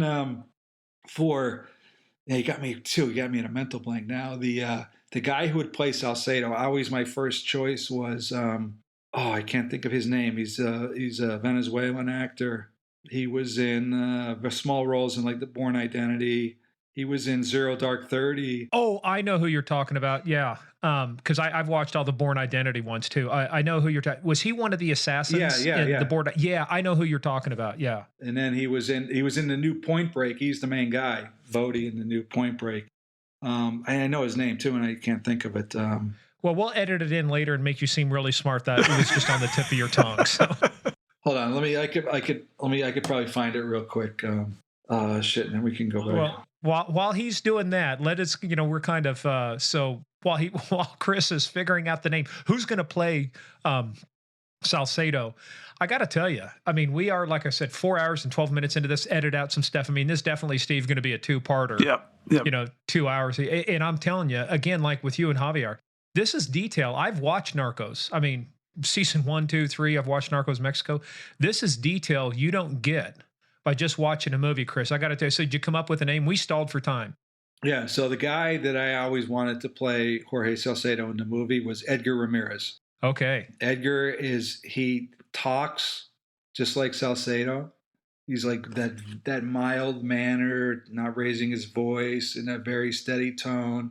He kind of looks like Salcedo did, and he speaks. You got to have somebody to be able to speak English and Spanish, which Edgar can do. So he was always my first choice that would play Salcedo. And another one would be, he's a great actor, Javier Bardem. I mean, he would be, phenomenal to be able to play Jorge Salcedo. Well, see, we got your problem solved. We got casting done. Location is going to be very easy. You've been there before. What's our cut of this? Do we get 10%? I forgot. What's a commissioning agent get? Steve, we get 10%, right? Probably about agents, the same that we got from the first time, the big goose egg. Yeah. Congrats. Now I need a producer with an $80 million budget. There you go. Look, now you're talking. Now, and you want that executive producer status for yourself. There you go. Yeah, you want the EP status. Yeah, you get the little extra money that way. Well, hey, Chris, man, dude, we have kept you. And look, you are a champ because I could tell with your voice and stuff. Yeah, because you're out in Arizona where it's dry, and it's a dry heat. But man, you are. We had you struggling there towards the end, so I got to tell you. I thought you were going to cough up a hairball. I thought we were going to have to call for help to rescue your ass. Deprive me of food. You deprive me of water. I mean, it's like walking through the desert here. But this is one of the better episodes we've had because of the detail. I mean, it doesn't seem like we've been sitting here for 4 hours. This is the first time, other than reading that book at the Devil's Table, it's the most detail I've ever heard about what you guys did down there. It's phenomenal. And Chris, you're just like a wind-up toy. We just give you a topic, and just the way you go through the detail and progress, and you remember names. This is what adds credibility and authenticity. You remember names. And look, hell, I have a hard time remembering what I ate yesterday. And here you are spouting off stuff. So I guess I tend to believe you that the way you memorize stuff worked for you. But at first I was going, oh, yeah, sure. But yeah, you are that motherfucker in college that everybody was pissed at. You'd walk in on the last day, ace the test, never be in class the entire time. And you killed the curve for everybody else. That's what happened. That's right. Oh, it's been great, Chris. It's been a lot of fun talking to you guys. It brings back a lot of memories, and and there's just so much stuff that we didn't even get into, different events that happened. And well, look, there are always bonus episodes. There's stuff we can, and the other thing too is we really should get us the pictures. We're gonna, for the folks listening, we're gonna get those up on the webpage. We'll put up anything you want to send us, to tell the story. And I think, Steve, you know what this may be? This may be one of those special Facebook Lives we do, like we did with Dave Reichert. So we just got through doing. We've got a page with 52,000 followers on it, and we did a episode with Dave Reichert, who investigated the Green River Killer, and that was just phenomenal. I mean, we had lots of people attending, lots of good interaction. So I think I just nominated Chris. Do I have a second, Steve? Approved. I'm on board. It's a 2-0. So you got to be on, Chris. We're going to deprive you of, but we'll do it a little bit later in the evening and let you get your blood sugar, back up there. Yeah, thanks. That would be nice. If people would want to reach out to you, if people would want to contact you about your script there, your screenplay, is there a way they can contact you? You want them to contact us, and then we'll get a hold of you? I mean, I've got a LinkedIn page. And do you have a website? Do not have a website. I can't afford a website like Steve and JP have. So, oh, please, man, there's some free stuff. I'll hook you up. We'll talk about this. It's who you know, brother. Let me tell you, it's who you know. You got to get out there and get yourself known. All right, we'll talk to you about how to do that. Hey, well, look, if anybody's interested, get a hold of us. Murph we both have direct connections back to Chris, but definitely Murph. Get a hold of Murph. You can get a hold of him at deanarcos.com. By the way, where he has a book as well, too. So there you go. Cheesy advertisement. Manhunters. Hey, man, look, this is capitalism, comrade. We do well. We just, That's right. Everything's for sale. Everything, including my cat, I have been having to go on mute. I've been getting molested by one of my cats for the last 2 hours. She's been fed. I don't know what the problem is, but I got to go take care of this. I got to go change my shirt, too, because it's got hair all over it. It's been entertaining watching the cat do some tricks there on the screen, so I've enjoyed it. Yeah, it was. All right, man. Well, let's bring this to a close. Again, guys, Chris Feistl was the DEA agent portrayed in season 3 of Narcos. So if you guys haven't watched that, go watch season 1, 2, so that season 3 makes sense. And then season 4 comes out. When did you say? November? No, season 6. I mean, season 6. Yeah, because there's 2 episodes of Narcos Mexico. Right. So season 3 of Narcos Mexico comes out. No, I think it's November 5th. Well, because I've been seeing a bunch of stuff all over the internet for it too now. So you see some of the pictures and stuff, I think, starting to come out. So we'll have to watch that, man. So absolutely. We're getting all these movie stars on, people, or at least people who they made, movies and series about. So, all right, Chris, this is us saluting you. Job well done there, Special Agent Chris Feistl. Thank you, brother. DEA retired. Surfer dude. Been an honor and a pleasure having you on here. Appreciate it. Mahalo, bro. Appreciate it. Thanks. Mahalo.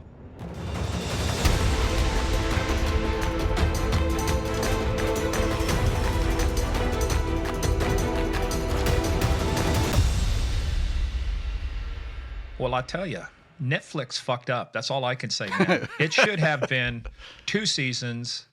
I mean, when you hear Chris just not only tell the story, but they compress so much.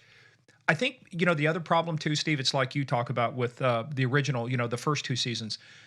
You weren't there when the Aviaca bombing happened. They made it work, to do that, right? But it was like, there's a lot of the same events happening, but you kind of get it out of context. I don't think people really appreciate when you watch Netflix is it's done for TV, but you don't really appreciate the brutality, the horror, everything was going on because you just can't compress that into 1 season and say, hey, in 10 hours. We spent 3.5 hours with Chris. We spent a third of the time, talking about the whole story. So,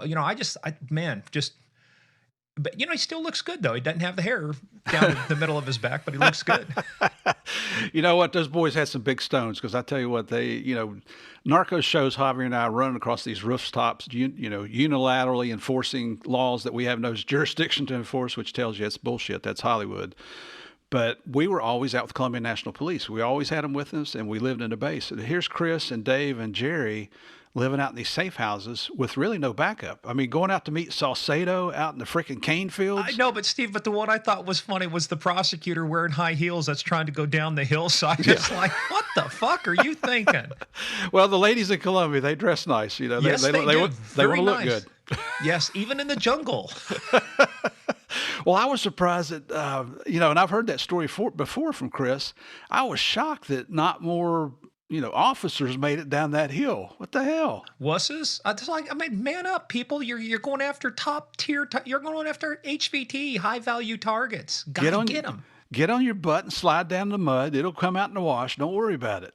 I like being a mud bunny. Anyway, but hopefully you guys enjoyed that. If you What'd you say? A mud butt? Mud bunny. A mud bunny. Oh. They used to turn us into, mud bunnies and dirt bunnies, dust bunnies at, Fort Leonard Wood. When I went through Army Basic, you'd get all sweaty to make sure that you cleaned your fatigues. We'd be all sweaty. We'd have to do these drills, rolling in the dust. We'd look like dust bunnies, mud bunnies, man. They just caked all over us. So anyway. I like mud butt better. Mud butt, that's right. Yeah. But if you guys enjoyed it, whether it's a mud butt, a mud bunny, a dirt bunny, or even Chris Feistl, head on over to Apple Podcasts reviews, hit that 5 stars, or whatever platform you're on. Give us a good rating. Please, we need somebody they like us. They really like us. Pull a Sally Field on you. Just make sure that, but it does really help. We really do appreciate it. Head on over to gameofcrimespodcast.com. More info about the shows. You got to go to gameofcrimespodcast.com and pull up Chris's episode to see all the awesome pictures he sent us too. So follow us on social media, at Game of Crimes on Twitter and Game of Crimes Podcast on Facebook and the Instagram. PayPal.com, gameofcrimespodcast@gmail.com, or paypal.me/gameofcrimes, whatever it makes it easier for you to support the show. And the best thing is, get us on Patreon, patreon.com/gameofcrimes. Awesome episodes coming up. We are doing what no podcast has done before on Patreon. We are actually giving you the real facts. We are diving in as only trained criminal investigators can. And Murph, even though he will still screw something up. So you got to tune in and find out what he got wrong. Whether it's the year. Murphy's Law. You just live with it. Yeah, live with it. But now next week we got a special guest coming up, right?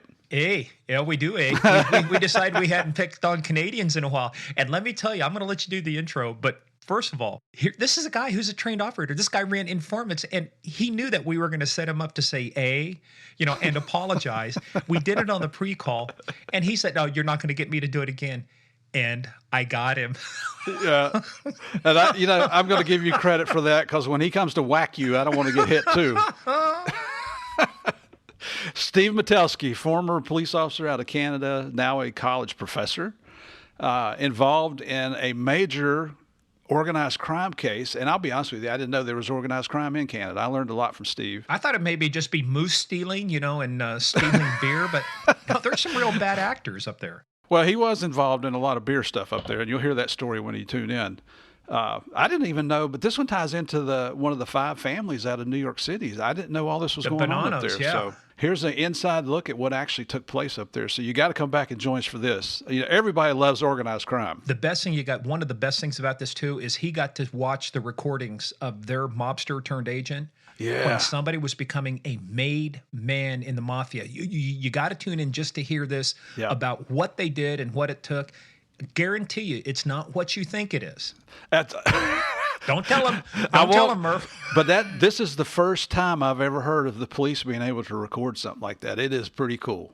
It is awesome. So if you want to hear how awesome it is, you got to tune into us. So thank you guys for playing the biggest game of all, the Game of Crimes.